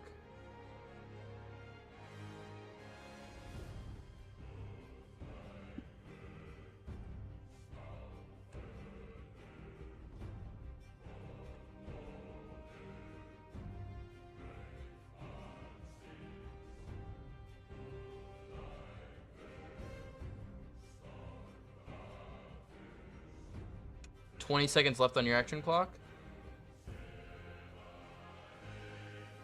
All right, I'm going to attack Yuno with clones 5 and 4 and 5. 4 and 5, okay. So clones 4 and 5, I'm gonna roll this as a group attack, meaning that both of them attack with 10 to the 4th. It's no type of boost from the tile. 10 to the 4th. As we're gonna roll the first 5, which are all going to be, I believe a 9 and a 12 is the only thing that hits on that, so that's 2 hits. And then on the next 5, that is going to be 8s do hit, 7s do not, so it's 5 hits in all. Immediately dealing 60 damage because of that. And then this damage is going to be doubled. Yeah, that's definitely enough to kill. As Yuno is dead, give me 1 second before moving.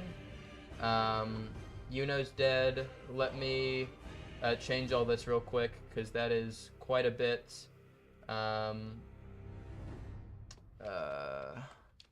Change that down to 0.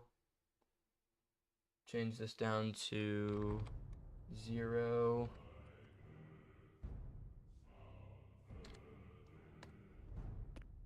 How many hits was that?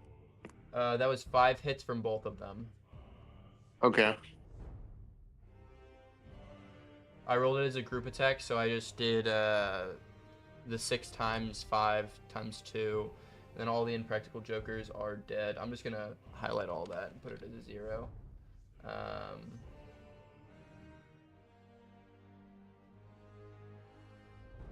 Flip this over. As you are back onto the action clock.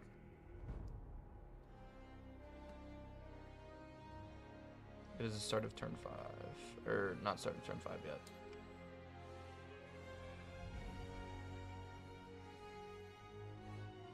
"30 seconds left on your action clock."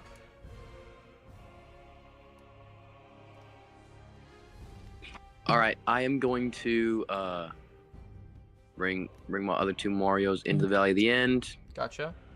Have them both attack Shaq, which is just going to be 4 once again.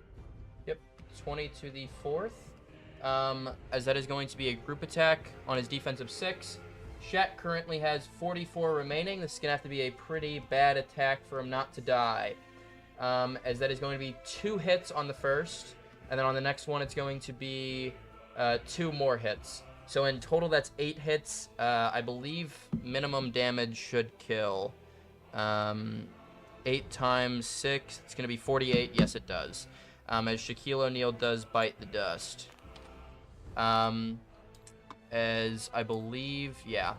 We're going to stop the music real quick. I'm going to take him off the action clock. Mr. John Mark, how's it going right now? That was a pretty hard turn to see right now with how much offensive power Mario currently has. Well, what's going through your mind right now? The apocalypse can start now. That is true. The apocalypse can start now. I mean, it was kind of destined to happen. I knew I didn't have very high chances of winning this game. I still wanted to give it my best. There were maybe some blunders made. We probably shouldn't have ignored Mario for as long as we did. And yeah, I mean, just crazy ability being able to do that. And really good rolls for him as well. But yeah, I mean, it was cool. I really liked my team. I liked playing with those types of cards like this. This is my favorite way to play the game. Like I was super happy to have this set up in these cards. And maybe if this was, not game 2 and we're fresh off a win, maybe things would have gone a little better. But what happened. And it was a lot of fun regardless. So I think there is some extreme targeting going, but I think that's also expected in this type of game. So I kind of have a question for you, and this is honestly pure curiosity. What was your reasoning behind playing this game specifically, knowing that you're fresh off of a win? This is one of the most difficult games. What was your kind of thought process when going through picking this specific game for yourself? Was it kind of like a sacrificial lamb almost, or was this like I think I could rise to the occasion? What was kind of your thought process when picking this specific game for yourself? You're hilarious, Gideon. Well, no, this is like an actual question, because like putting yourself in after like a win in a playoff game is like an incredible disadvantage. So like what do you like? What was kind of your reasoning of going in and saying like I should put in myself instead of like one of your other players?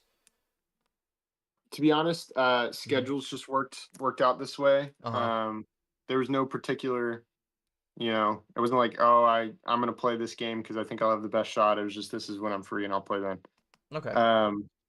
Beyond that, I mean, honestly, being potentially the worst player on my team, which is crazy, but potentially being the worst player on my team, like, it makes sense. I'll ride JD's curtails and we'll have a good night, and then we'll win the championship later, right? Exactly. A win tonight wasn't necessary. I'm happy with how I played and how the game went.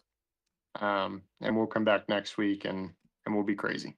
100%. I also want to jump in and be like, John Mark, you played a very good game. there's a lot of I have a lot of respect for you and your team. You know, you fought valiantly, and last week, you know, you also fought very, very well with a wonderful win. And I just want to say that although I did like both last game and this game kind of bum rushed you and overwhelmed you with attacks, I just want to say there's no like hard feelings behind it. I hope we can still, you know, be on good terms. I hope that there's no like bad blood between us in future games going into the future playoff games. I just want to make sure that like I am not against you. I am just also trying to defend my team and make sure my team can have, you know, a good win as well. I appreciate that, Brent. You did just start a generational feud, but it's all right. As you heard it here first, ladies and gentlemen. Brent is no longer invited to Bible study. Hey, come on. That's what that means, guys. No, I'm kidding. And his invite's getting sent to Slushy. Slushy now still has to come to Bible study instead of Brent. You're never invited again. You started a war. That's how that works. No, I'm kidding, Brent. We would love to see you there on Saturday. But John Mark, I think you played absolutely amazing. I think you took out two of the biggest threats in the entire game, and I think you picked them at just the right moment. It was just unfortunate to see how Mario rolled in those times. Like, Hulk was a massive threat, or like I'll go through your like what I thought your thought process was, which was really good, was that Magneto had the points to pull you out of Valley of the End, which you stopped immediately because you were like, okay, I need to go over there, hit him so he can't pull me out of Valley of the End and mess me up. Especially because he goes after you in turn order before or after the apocalypse, and you know they're gunning for you. Then you had to kill off Hulk because he had 17 points. Like, you picked to kill the right people every single time, and same with Zorro. He was over there, and he could have 3-sword style you and messed up a lot of your team. I think the people that you picked to kill was extremely intelligent. I think it's just you don't have enough actions to kill the whole board, and the whole board was against you right there. So I think you played a heck of a game. I think we're going to see you either in your next playoff game or in your Season 3 career in an amazing position. And I think you played this game extremely well. Honestly, you're an amazing example of how rating doesn't affect what the view of a player is. 77 on the stats, but I think you're a 90 in my mind, and you're a 90 in my heart, and that's all that matters, John Mark. I think you played an amazing game, and next year you're gonna come back and you're gonna get wins, and it's gonna be amazing. But it was amazing seeing you play, John Mark. Very, very good player, and I can't wait to see what happens later in your career. Yes, sir. 100%. As we're going to go straight on to the next turn, Brent, you don't get to do anything else. Wait, why not? What the heck? Oh, I got planes. Brent, no, sorry, you can't do anything. Foxy actually rolls 12 times and it kills you. But no. I am going to set you back up on a 45-second action clock as you are back on the action clock. Thank you. 100%.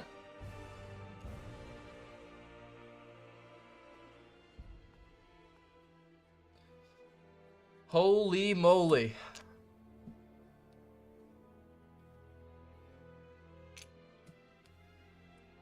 I'm assuming they're all in this little tile right here inside of it. Oh, dude, what the heck? Sorry, you were stacking those for a minute. Here, I'll make the. Sorry. No worries. Yeah, they're all on that one. No, I gotta stack them again.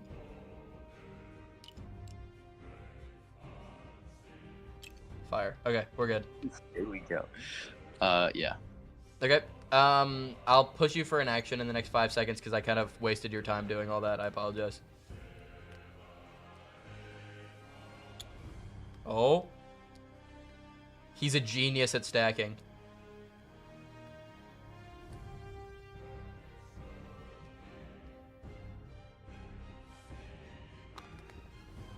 All right, I'm going to roll with my last Pikmin for the TARDIS. Gotcha. Your last Pikmin is going to have a... He does not roll a d12, he rolls a d6. It's going to be a 4, which is successful. Perfect. I'm going to swap the TARDIS with PB Creek real quick. Gotcha. Yeah. Oopsies. All good. It comes right out. But yes, your action clock is reset from that. All right, and then I'm just going to pop these fellas in there. Cool. And then that's end my turn. 100%. As please don't fall. Please don't fall. Dang it. What the heck? Oh my God. The tile was messed up. I'm sorry. Allegedly.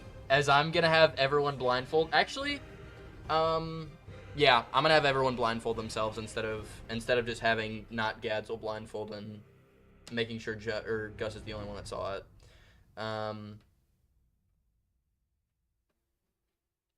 Nope, that's not a FaceTime.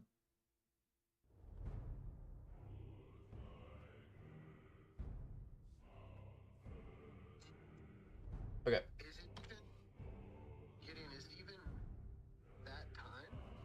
Can we just do that? No, Brent just ended his turn. Right, but then last turn weren't they invisible? Yeah, don't they still roll? Oh no, they roll. Now what happens is they reveal where they are and then they roll. We can all see it. Oh, okay, never mind. Sorry. Okay, that's on me. Everyone can unblindfold themselves. Sorry. Okay, everyone can unblindfold themselves. I'm stupid. I apologize. So Foxy's right here. Freddy is right here. And then Bonnie was down here. As we're going to roll this 3 times now, and everyone's going to see what the rolls are. The first roll, Chica, 5. So let's see who's the closest. This one is 1, 2, 3, 4, 5. This one right here is 1, 2, 3. So she could immediately hit this person. 1, 2, 3. She doesn't have range, so she wouldn't hit that person. I believe... Dan, where is this person? Where's Kirby? Because he's kind of like on the corner of this.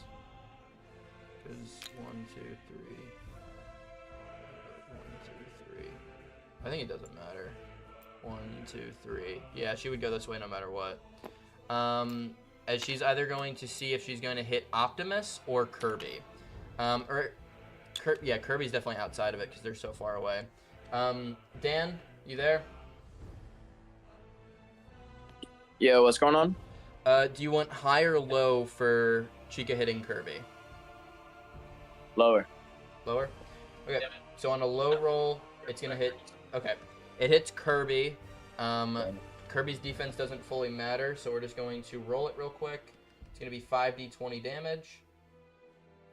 It's going to be 43 permanent damage to Kirby, taking Kirby from 100 health down to 57. Sorry. 57 health remaining on Kirby. As the next one's going to roll, this is the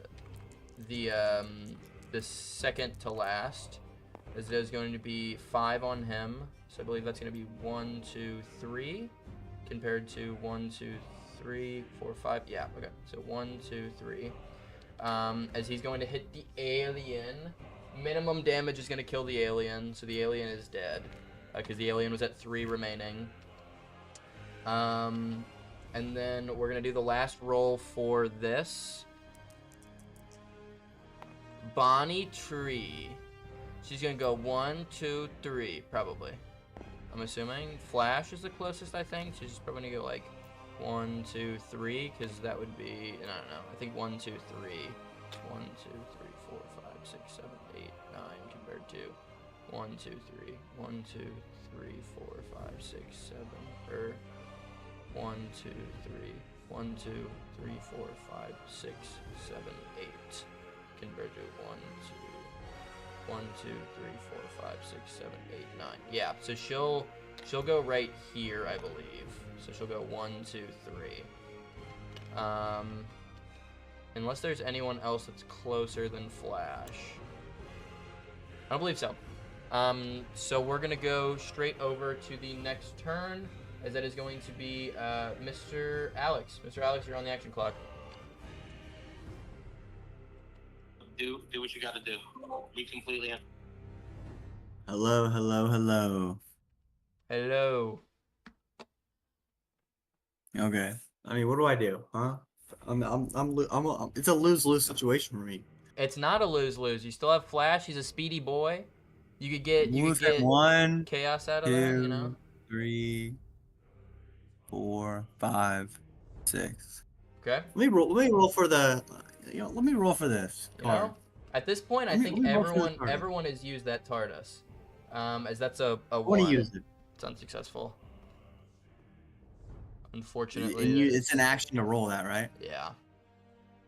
That's unfortunate. Pretty unfortunate. You still have 1, 2, 3, 4, 5, 6, 7. You have 3 speed. 2, 3. We'll move him. I mean, there's nowhere to move him. He's gonna die. We'll just move him here. We'll take the damage. Okay, so you're moving like directly into his way. I mean, yeah. There's nothing. I mean, he's gonna die. Okay. And I mean, there's really nothing to do here. But you know what? We'll use his ability. We're going back in time to the first Thanksgiving to get turkeys off the menu. We're going back in time to the first Thanksgiving to get turkeys off the menu. As Jake Freebird's ability is used, and there is no longer any healing allowed to be used for the entire. Does this like take place after I die too? Yeah, even if you die. Because he's gonna die. Like, what is he gonna do? I don't know. He's Jake Freebird. Have him go run. You know, there's things he could do. Is there? There is. Is there? I could see a multitude of things he could do right now. You know what? 1, 2. He's going. I don't even feel like this is worth it. He could hop in the train station. It's all good. He moves the whole space over. Well, on your next turn, you could pick which train station you want to go to. So you either go to this one or this one. Well. But yeah. Well, how about this? Because what? This guy, the Chica. So explain to me again how he moves. What? He moves like closest to the closest person. To the closest person. So I flip this thing, and if the right or the left. He rolls for it. He rolls whether he moves right or left. Whether he moves to the closest person, but if it's a tie, then you roll to see which person he goes for, and like, depending on those two.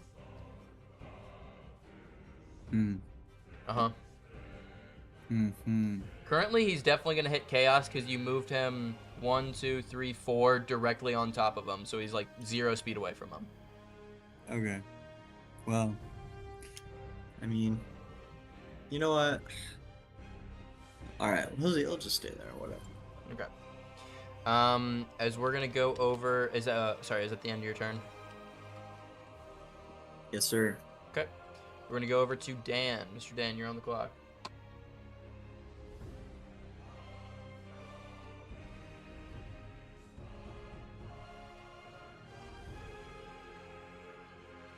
As those investments in Temple of Water sheep are not looking good right now.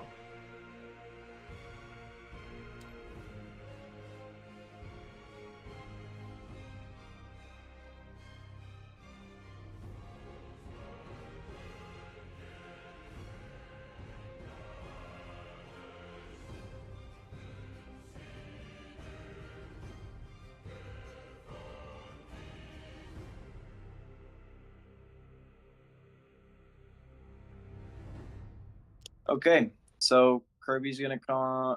I'm going to pick up Kirby, and Optimus Prime and Kirby are gonna go 1, 2.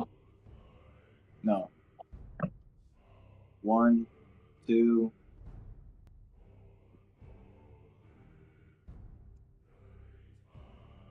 2, 3, 4, 5, 6, 7, 8, 9, 10.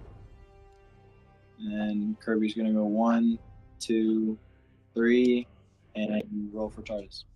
Okay. The roll for TARDIS is going to be a 2, which is unsuccessful.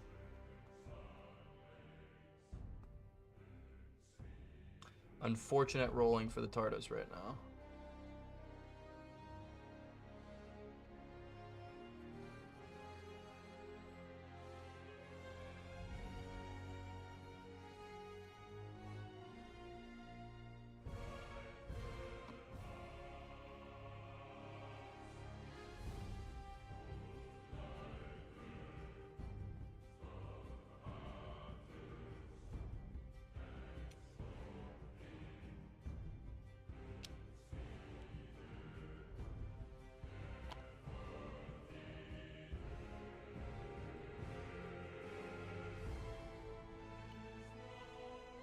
All right, I'm gonna need an action, Dan.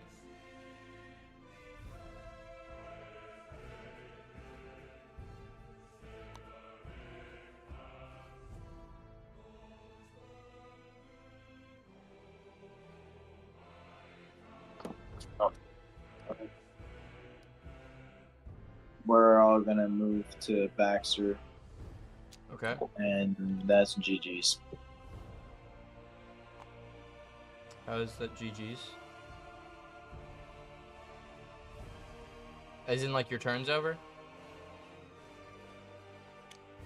Yes. Okay. Brent, you are on the action clock. I'm gonna roll for Pikmin. Okay. The roll for Pikmin is going to be a... It's an 8. It's gonna be an 8. I called it on the hair. Ice Pikmin. Pikmin. It's going to be an ice Pikmin. So you get another one. You're just rolling the same Pikmin, man. I never had an ice Pikmin. I had Yeah, you 3 red and 1 blue. Yeah, the blue is an ice Pikmin. No, it's a blue. No, it's an ice Pikmin. I rolled it. No, it's a ice Pikmin.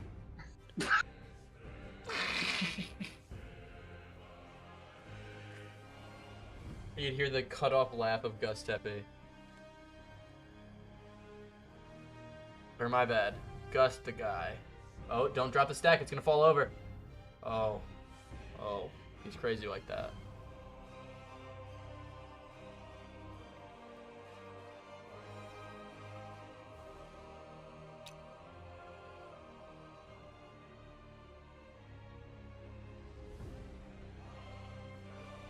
Alright, I'm gonna take... Oh, darn. I gotta drop everybody. Wait a minute.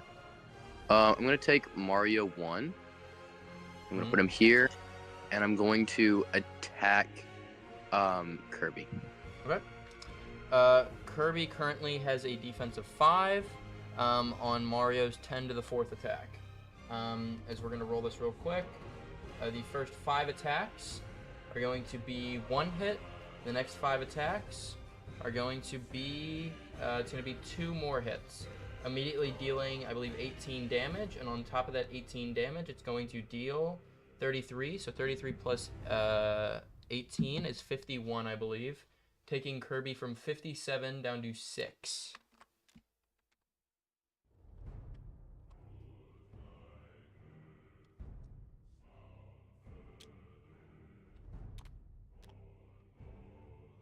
As you are back on the action clock.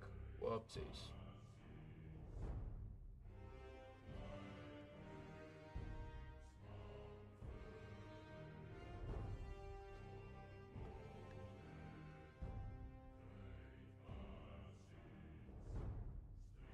All right, I'm going. Cloud currently has the fire flower that Mario had. We gave it to him. Okay. And I'm going to use that to upgrade Cloud's dice tier. Okay, you can't do that because I believe. Did you give it to him last turn? Yes. Wait, no. Gus is saying no. I did not give it to him last turn. Okay, then you cannot do that. The flower is also on him, so Mario can't either. Okay.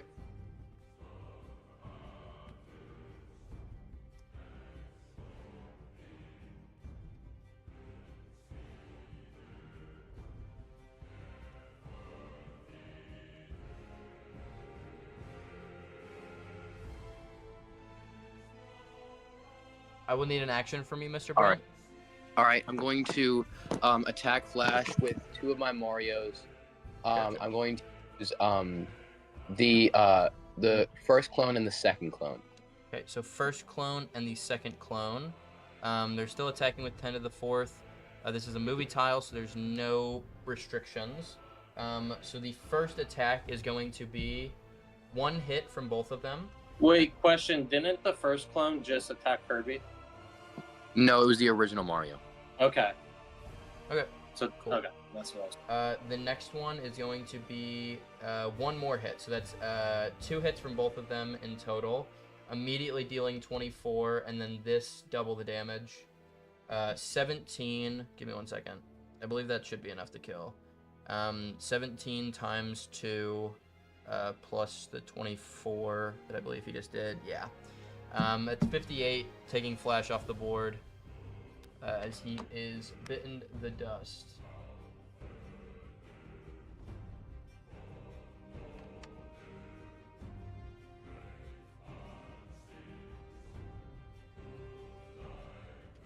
I'm gonna take Batman here, put him right here, and I'm gonna attack Kirby.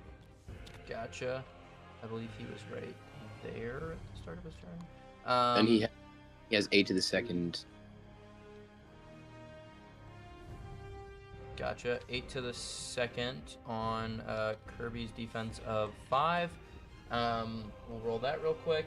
8 or higher hits. The first 4 are going to be 1 hit, and then on the next 4 it's going to be 2 more hits, so 3 hits in all, dealing a total of 10 damage, taking Kirby from 6 to dead, as Kirby has bitten the dust.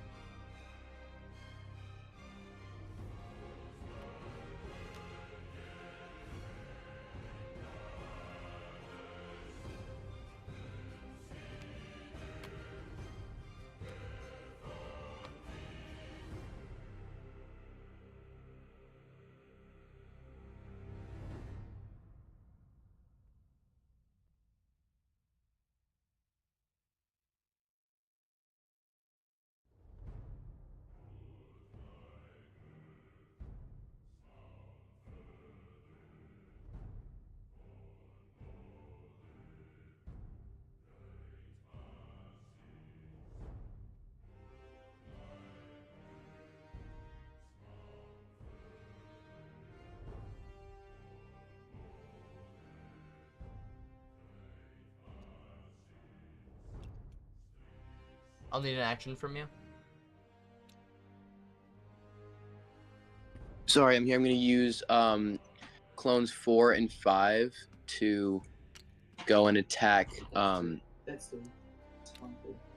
Oh, sorry. I'm going to use clones 4 and 5 to attack Optimus Prime. Okay. Optimus Prime with a defense of 6. Currently, anime and sports. Don't believe there's any buffs. The first attack is going to hit 4 times on his defense of 6. And then the next 4 or 5 are going to hit 2 more times. So it's 6 hits in all from both of them. So the 6 hits, the 6 times 6 is 36. Times that by 2. It's going to be 72 immediately, plus these 6 times 2. That's going to be 70. That's, yeah, he's dead. Deader than dead.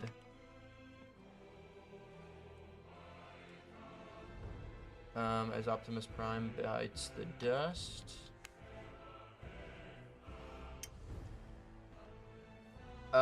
So, don't get me wrong, I believe the clones were all right here, correct? At the beginning of their turns? They were. Yes. So Mario did attack, so he had to go 1, 2, 3. He went out to attack. He can only get to right there. Okay, I okay. believe all the clones that did attack. Do you know what clones didn't? I know 4 and 5 definitely did. I might have to go back and watch the replay. Wait. No, clone 1 also did attack. I'm going to put him... So, yeah. Okay. I think clone 3 was the only one that didn't, because I heard Joel call out, no, that's clone 3. Because how many attacks did you do? You did... I think you did... I thought you did 2 sets of... or 3 sets of 2, though. Also, one more thing is I want to save another action with Cloud. All good. This is very important, though. What, did you use all of the actions of the Marios? I did not I don't believe that I used Clone 3's action. Okay, that would track. I don't even think you moved him either. I did move him into the TARDIS, but that would only take 3. 1, 2, 3, 4. Yeah, you could get back with that would Clone only 3. take 2 speed. Yeah, so you could get back. I'll let you save the action with Cloud.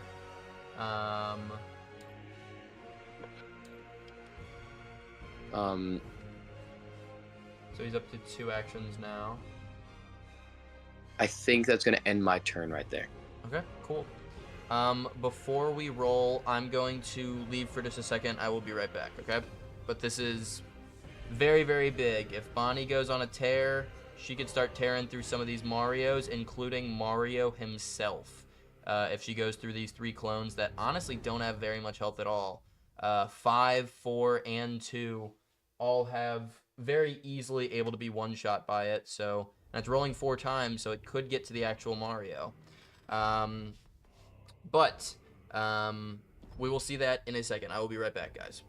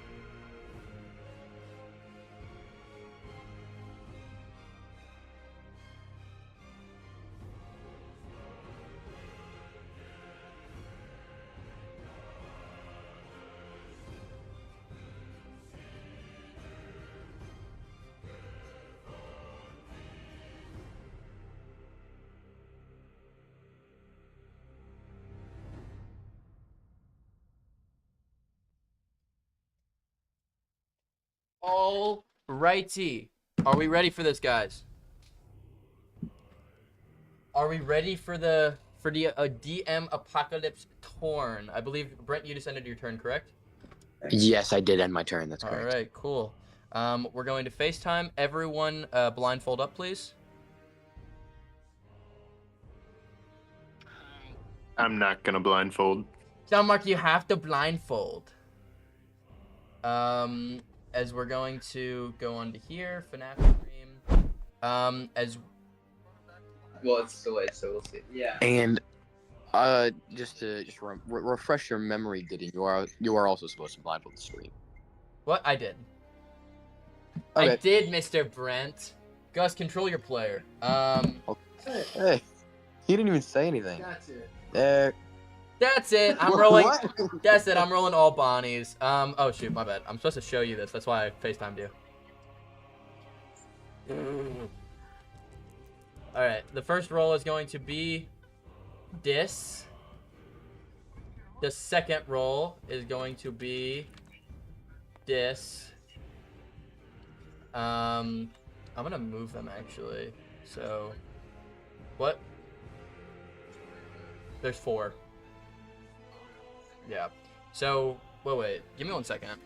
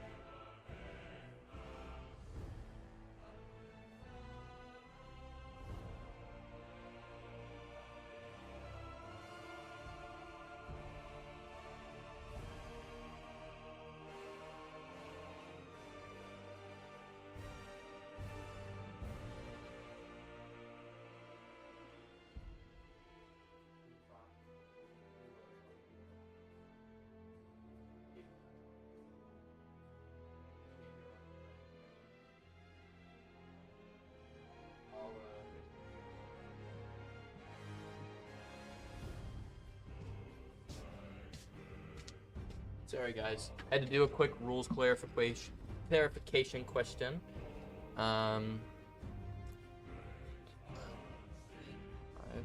Okay. The next roll on.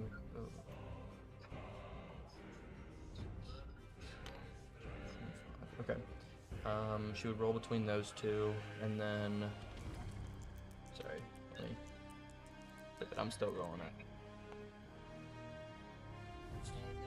Yeah. So. Oh, I don't actually know. Would he wouldn't go like that, right? Because I don't think he can. Yeah, I think so. Because currently the next closest player is up here, I think. So would he start? Yeah. So from here he would have won. And then he just rolled another one, so it'd be. So I think he would hit right there, right? Okay, cool. So that makes sense. And then this is the last roll. Ooh.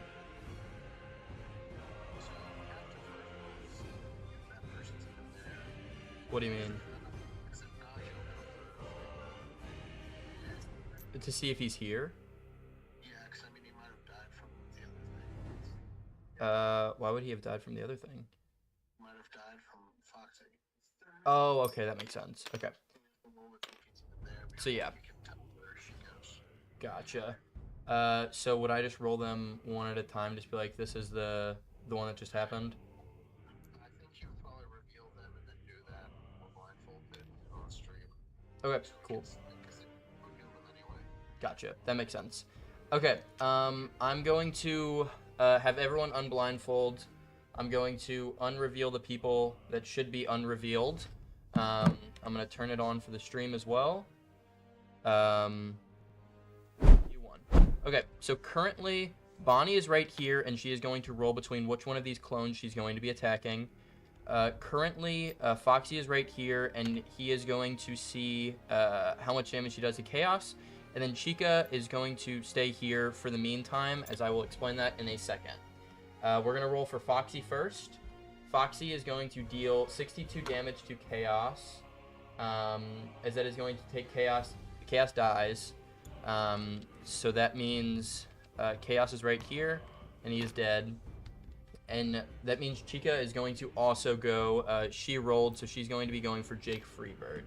The roll on Jake Freebird is going to be 58, which I believe is also enough to kill Jake Freebird. It is. Okay. So Jake Freebird is also dead. We're going to roll the last thing, and then we're going to go back over. So Bonnie's going to roll a 1 or a 2. This isn't too big, so I'm just going to roll real quick. A lower clone is going to be lower number. So let's see. It's going to be a 2, so it is going to hit the clone 4. Clone 4 has 8 health, so definitely should kill. That's only 4. Yes, clone 4 is dead, which is this one right here. I'm just going to delete that, and then I'm going to erase this off. Okay. So that is clone 4 dead. Wait, is there an extra clone? Because 1, 2, 3, 5. Okay, yeah, that makes sense. As we are going to stop the music real quick, that was all the things that happened during the DM turn. As we are going to go over to Mr. Bruns. Mr. Bruns, that was a tough game, well fought. What's going through your head right now?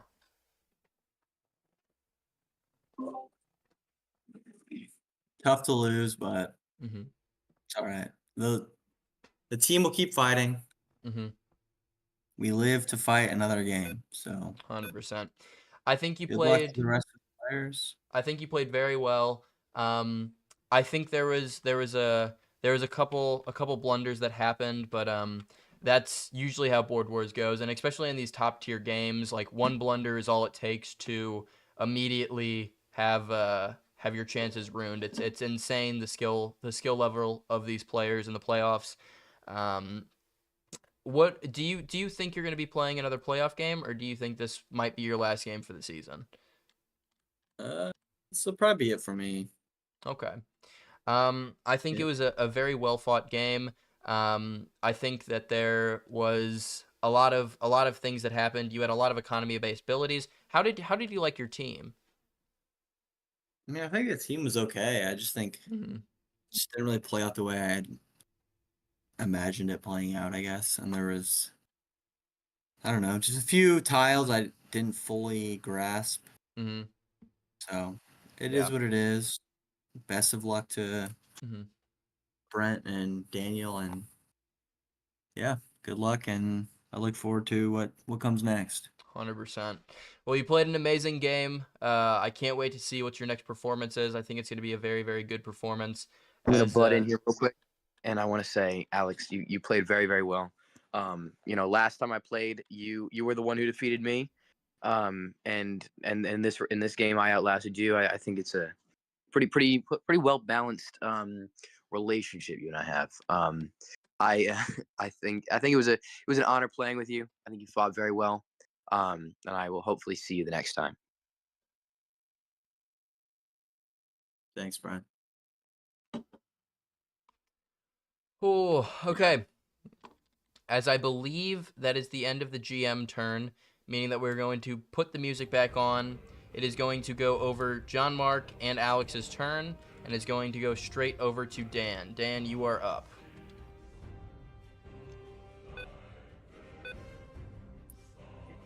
All right, so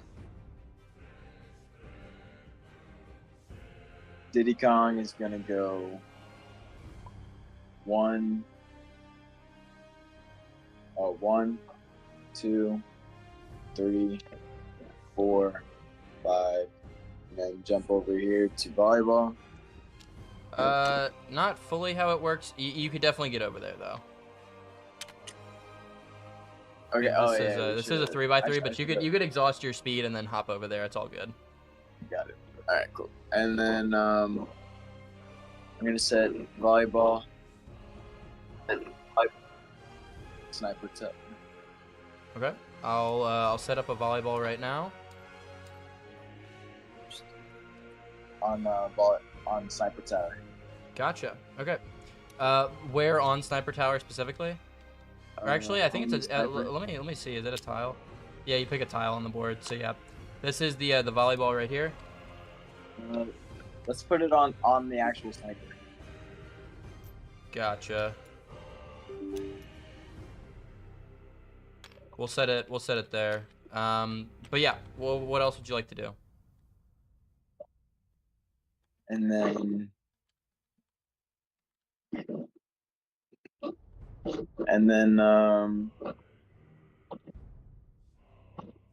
yeah, that wait, hold on. How many turns have I been? I believe this is 3. And at the end of this one, this is 3.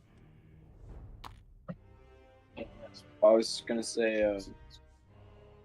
Okay, I was gonna say for Borderland, but I forgot that wasn't a time thing. But okay, yeah, that's my turn. Okay. You're not claiming the points. You're just waiting. Oh yeah. Okay. Cool. As we're gonna go over to Mr. Rister. Mr. Rister, you're up.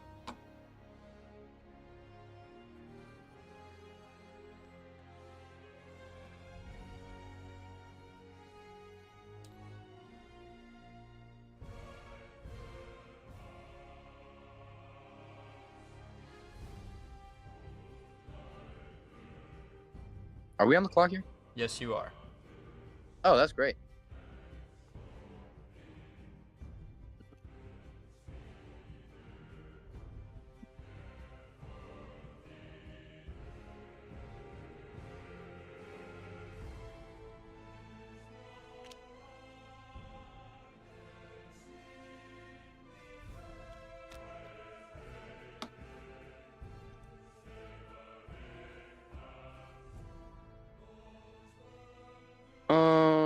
I think the first thing I would like to ask is just to go back what we already got to do. Start of the game, start of the rolls. I'd like to roll for a Pikmin. Okay. The first roll for the Pikmin is either going to be a 1 or an 8. That's always what it is. It's a 7. It's a new roll. It's a new roll. It's a winged. It's a winged Pikmin. I'm gonna spawn in a white Pikmin because I think that tracks for me. Okay. This is going to be the white Pikmin. Is going to be the winged Pikmin. Let me name him real quick.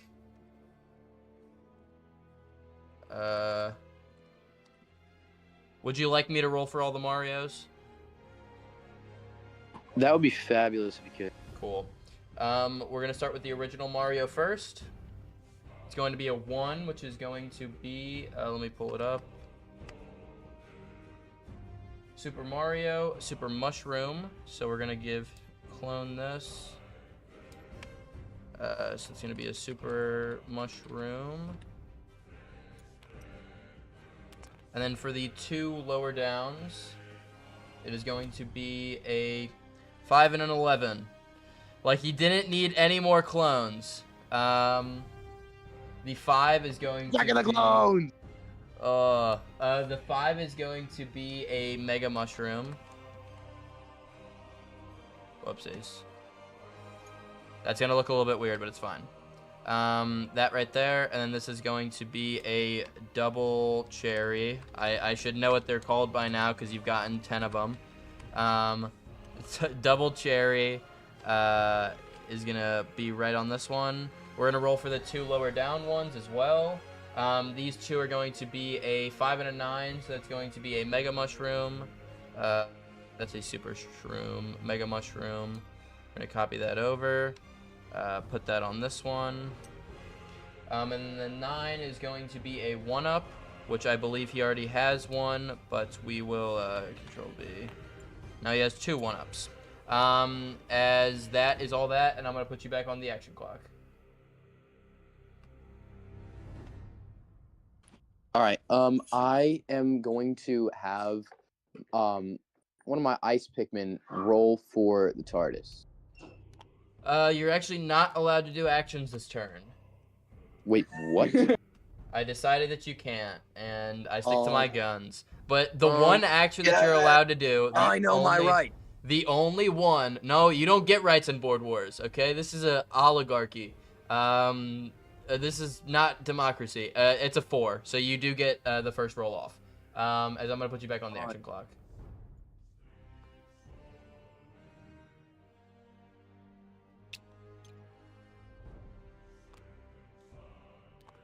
All right.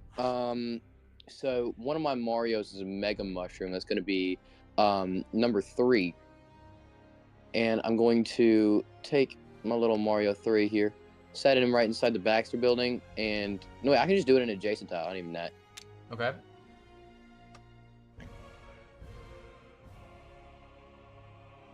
So, are you using that? Yes, I'm using my Mega. I'm using Clone 3's ability. Okay. Which is I believe it would do nothing because of IKEA Tower. What's IKEA Tower? IKEA Tower is activated for this 3x3, and currently what that says is allows you to attack everyone in your tile. I see. Yeah. Okay, just kidding. I'm going to take Mario Clone 2, put him in here, and I'm going to attack Gimli. I'm not allowing you to. Hey, man, shut up. Hey, don't tell me to shut up. I'm a strong, independent woman. You're right. I'm sorry, Queen. Okay, the first 5 attacks, an 8 or higher hits. That's going to be 1 hit, and then the next 5 are going to be, an 8 does hit, so that's going to be 5 hits in all. That was only 1 Mario, right? Yes, that's correct. Okay, cool. So 5 hits in all, dealing a total of 59 plus... does that automatically kill? How much health does Gimli have? He has 50 at the moment. Yep, he did. Gimli did. Without even having to do the extra stuff. But yeah, you are back on the action clock.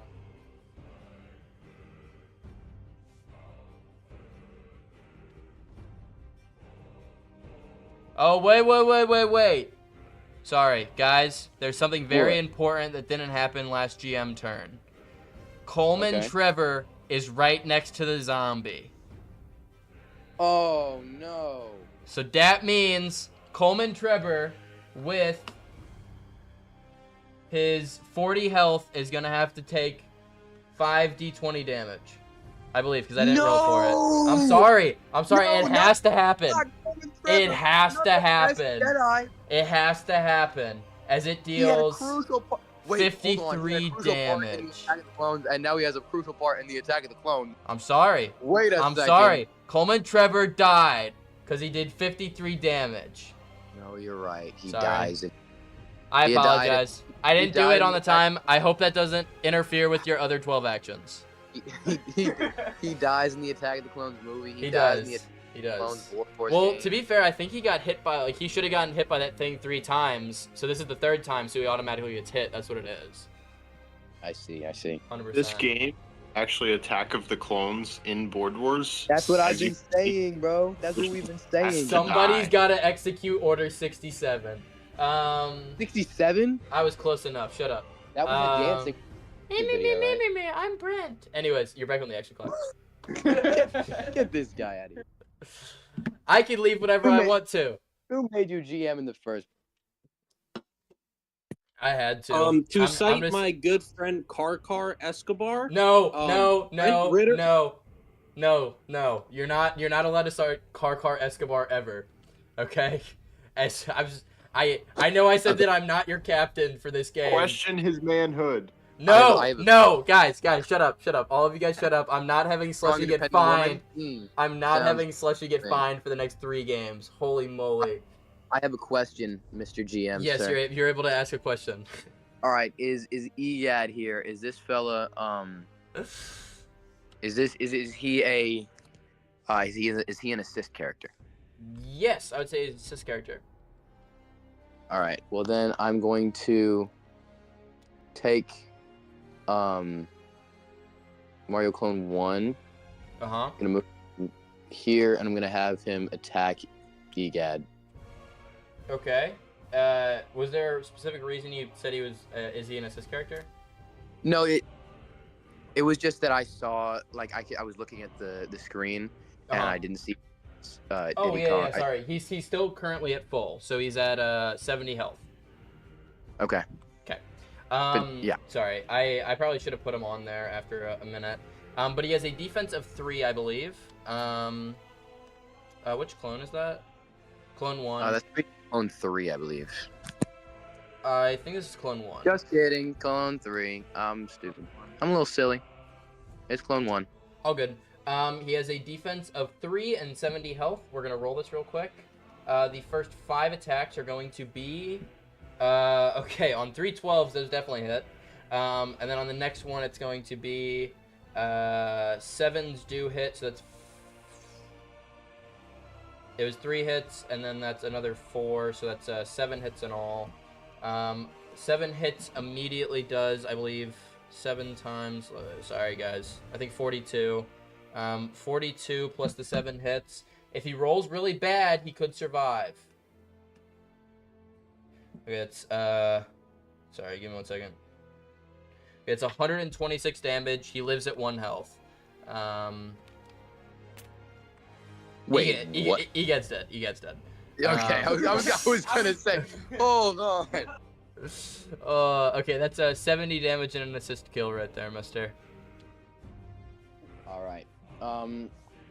So all that's still alive is Diddy Kong, right? Yep. All right. Well, I'm gonna roll for the TARDIS with one of my red Pikmin. Okay.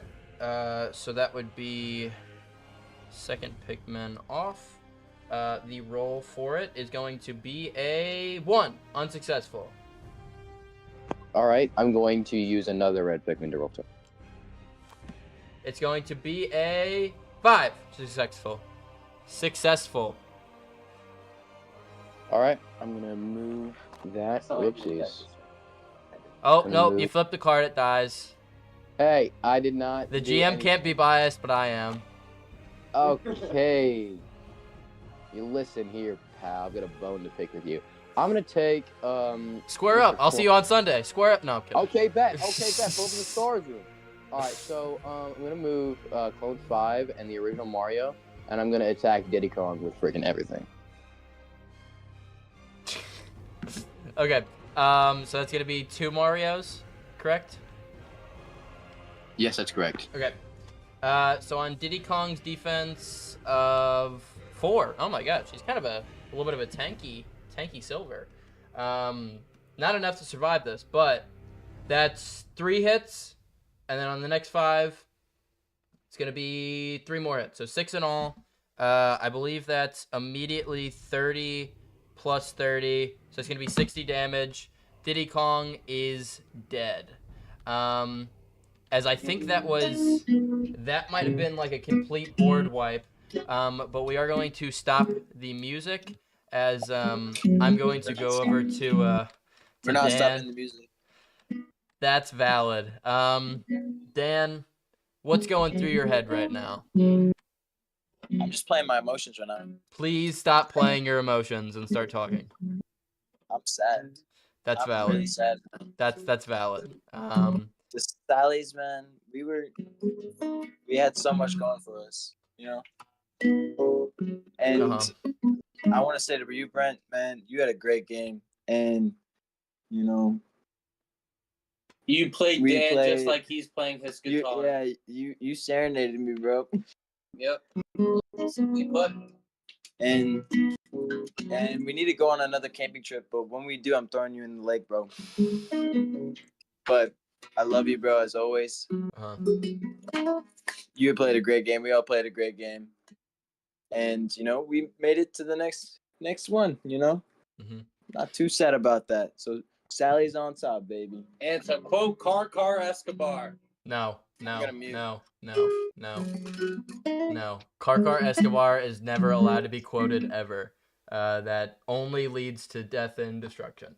Holy moly, mute if you're gonna play the guitar. Holy moly.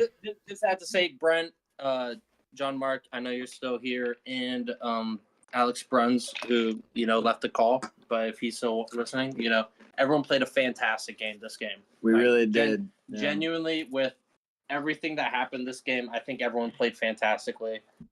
Just good to be a part of from, an assistant. Making history, bro. Like, Brent, dude, you really showed off your true colors, man. Good game, man. Time to play FIFA. Time to play FIFA. Dan, I think you had a team that was very, very nice. I think Magneto not being able to be seen as much was really unfortunate. I was hoping to see him get played a little bit, but somebody had to stop that from happening. Somebody call 911. My bad. Somebody come get me. All good, but I think you had a team that was very reflective of you. There's a lot of characters that you played a lot. What is kind of your mentality going into this now, having a playoff game under your belt? What is the takeaways that you've had from this? A lot of growth potential. I wouldn't say. I think I should have been more mindful with the plays that we were making and how we made them. The behind the scenes kind of deal. Some politics and that was different. I definitely think for what I had and what position I was in, I definitely think I did all right.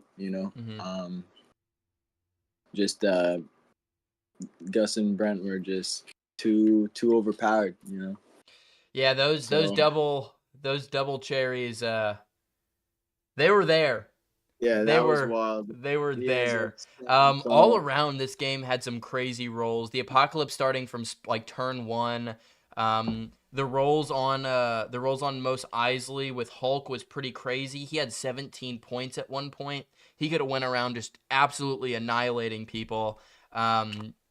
I think there was rolls from all sides of the board that were very, very insane in a lot of aspects. This had a lot of chance around it, but I think you played extremely well. You got a second place. I don't think you've actually ever gotten worse than second place. No, sir. You haven't. That's the worst of them. I used to be able to say that. Yeah. Dan is the slushy of this year.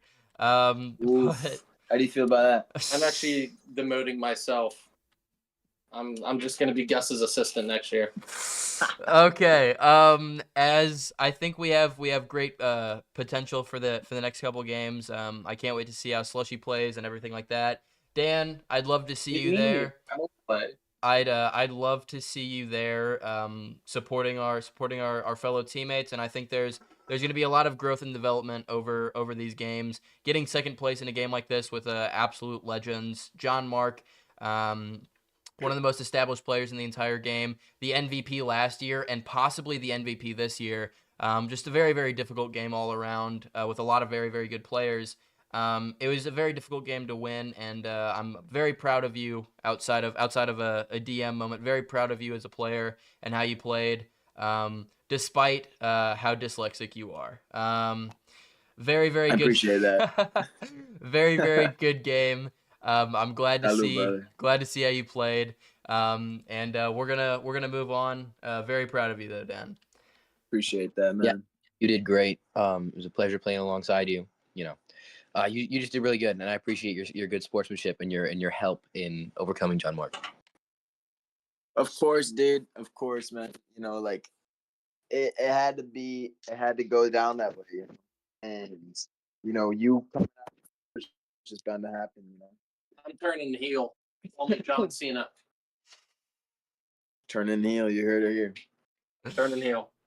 All right, man. But I appreciate you all. 100%. You're gonna get destroyed at FIFA by Slushy. Valid. He's gonna take out all his anger. But yeah, we're gonna move on to Brent. Brent, how are you feeling right now, mister? Game is temporary. Jesus is forever. Kumbaya, my lord. Kumbaya. Hey, it was a great game. It was a very good game. So much fun. Dude, man. I mean, the Attack of the Clones. Just absolutely insane. You had 6 Marios. 6 Marios. I mean, 5 11s, like almost back to back. Whoa. With like one, which is absolutely absurd. 6 tall tower on its own is just insane. I feel like early game, I was terrified. I'm like, there's no chance I'm going to win this. I'm going to get like last place. There's no way I'm getting first because of how aggressive and overpowered John Mark was. But then the apocalypse came, and then it was like a really big turning point. You know, we got, and I will say I couldn't have done it without the other teams helping me get there. I think that was crucial into securing this win. Yeah. Like, I think the perception of you as a player earlier was that you had amazing play potential, but we honestly didn't know how you were politically, and I think in this game you really showed off politically how you work. With one united goal, I think you I don't want to say the word used, but I think you played the other players amazingly. In a lot of ways, which showed exactly how good of a player you are, which is going to propel you through the rankings. You just won a playoff game, and this really this is a definitive part of your career in a lot of ways. And you know, I think that this is a very, very showing game of how you play and how you are as a player.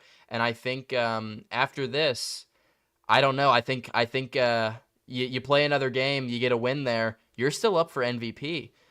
Even by this self, you have insane stats. This could put you above JD. Having a playoff win on top of everything else, just absolutely insane. I think you performed incredibly well in a lot of ways. How do you think this win affected kind of the Dragons' morale in a lot of ways? I know currently you have what is it Joel, Gus, and you there? Currently it's Gus out 10 to 15 minutes before the end of the game. So currently it's me, Joel, and Isaac here. 100%, 100%.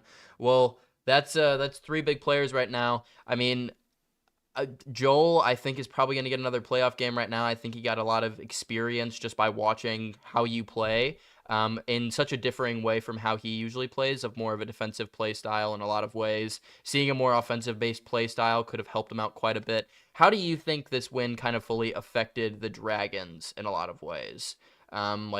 Do you think this maybe affected like the morale and maybe how they play or experience-wise? How do you think this fully affected the Dragons? First of all, I think it was good to just like have another game under my belt, you know, having more experience, and I've been like studying all week and like trying to understand the game better. And I think that that playing this game and especially like winning this game boosted my confidence on like, okay, I think I understand what I'm doing. I think I've got it down. I think I'm confident enough to carry myself through a game. And I think that overall, you know, with my fellow Dragons supporting me, I think that was also such a big deal. I don't think I could have done it without them, especially in the early game where it was really rough. I just think that it was very beneficial, and I think that the Dragon community really helped me a lot. Yeah. I think there was a lot of support from the Dragons, but I think also you played a game that was extremely differing from any of the Dragons, just further proving that you have like defined your own play style as a rookie. Seeing the growth of you throughout these games has been really, really cool. Seeing how a rookie kind of goes from like your game one, maybe not doing as much politically, and going in and just kind of going for big attacks compared to your second game where you just absolutely wiped the board and kind of left yourself overextended. And I think learning from kind of both of those aspects, I think you kind of found a really good middle ground, especially in this playoff game, making it to where you really didn't overextend at all. And also was able to get those big play potentials out of the way and also manage yourself really well politically. I think you're learning from your mistakes from like previous games, even though you did extremely well in those games, like the small mistakes that you made, I think you're learning from, which is just amazing to see from like a DM perspective on like the future generation of Board Wars. I think you've really proved yourself as a player in this game, and I think having a playoff win under your belt has just further proved how good you are at this game. Nobody can question Brent Ritter anymore on the one win that you got at all. You have had 3 games with amazing stats, and I think this is really reflective of you as a player. So I want to give you the final words before we leave off. Now, before you go in and just kind of say whatever you want to, just remember, if this is the last, do you think this is, before you give your last words, do you think you get another playoff game? I know your captain isn't here, but I'm assuming, like, after one playoff win, do you think you get another playoff game, or do you think you chill out before you go in? I think that completely comes down to my captain's decision. Because if I am requested to, I will gladly take the opportunity. You know, I had a great time. I love doing it. I love gotcha. You know, giving the opportunity. I would totally play another playoff game given the chance. Mm-hmm. That definitely makes sense, and I think you played extremely well. But if you don't get another playoff game, or if you do, could honestly really change what you want to say here. These last words are the last words of a playoff game, meaning that they are extremely crucial. Everybody is watching right now. The other teams that are in the playoffs, everything like that. This could be a call out. This could be anything. This could be just saying Dragons on top. This could be saying we're coming for you next. This could be legitimately anything. I want you to give me the final words of this stream before it gets ended.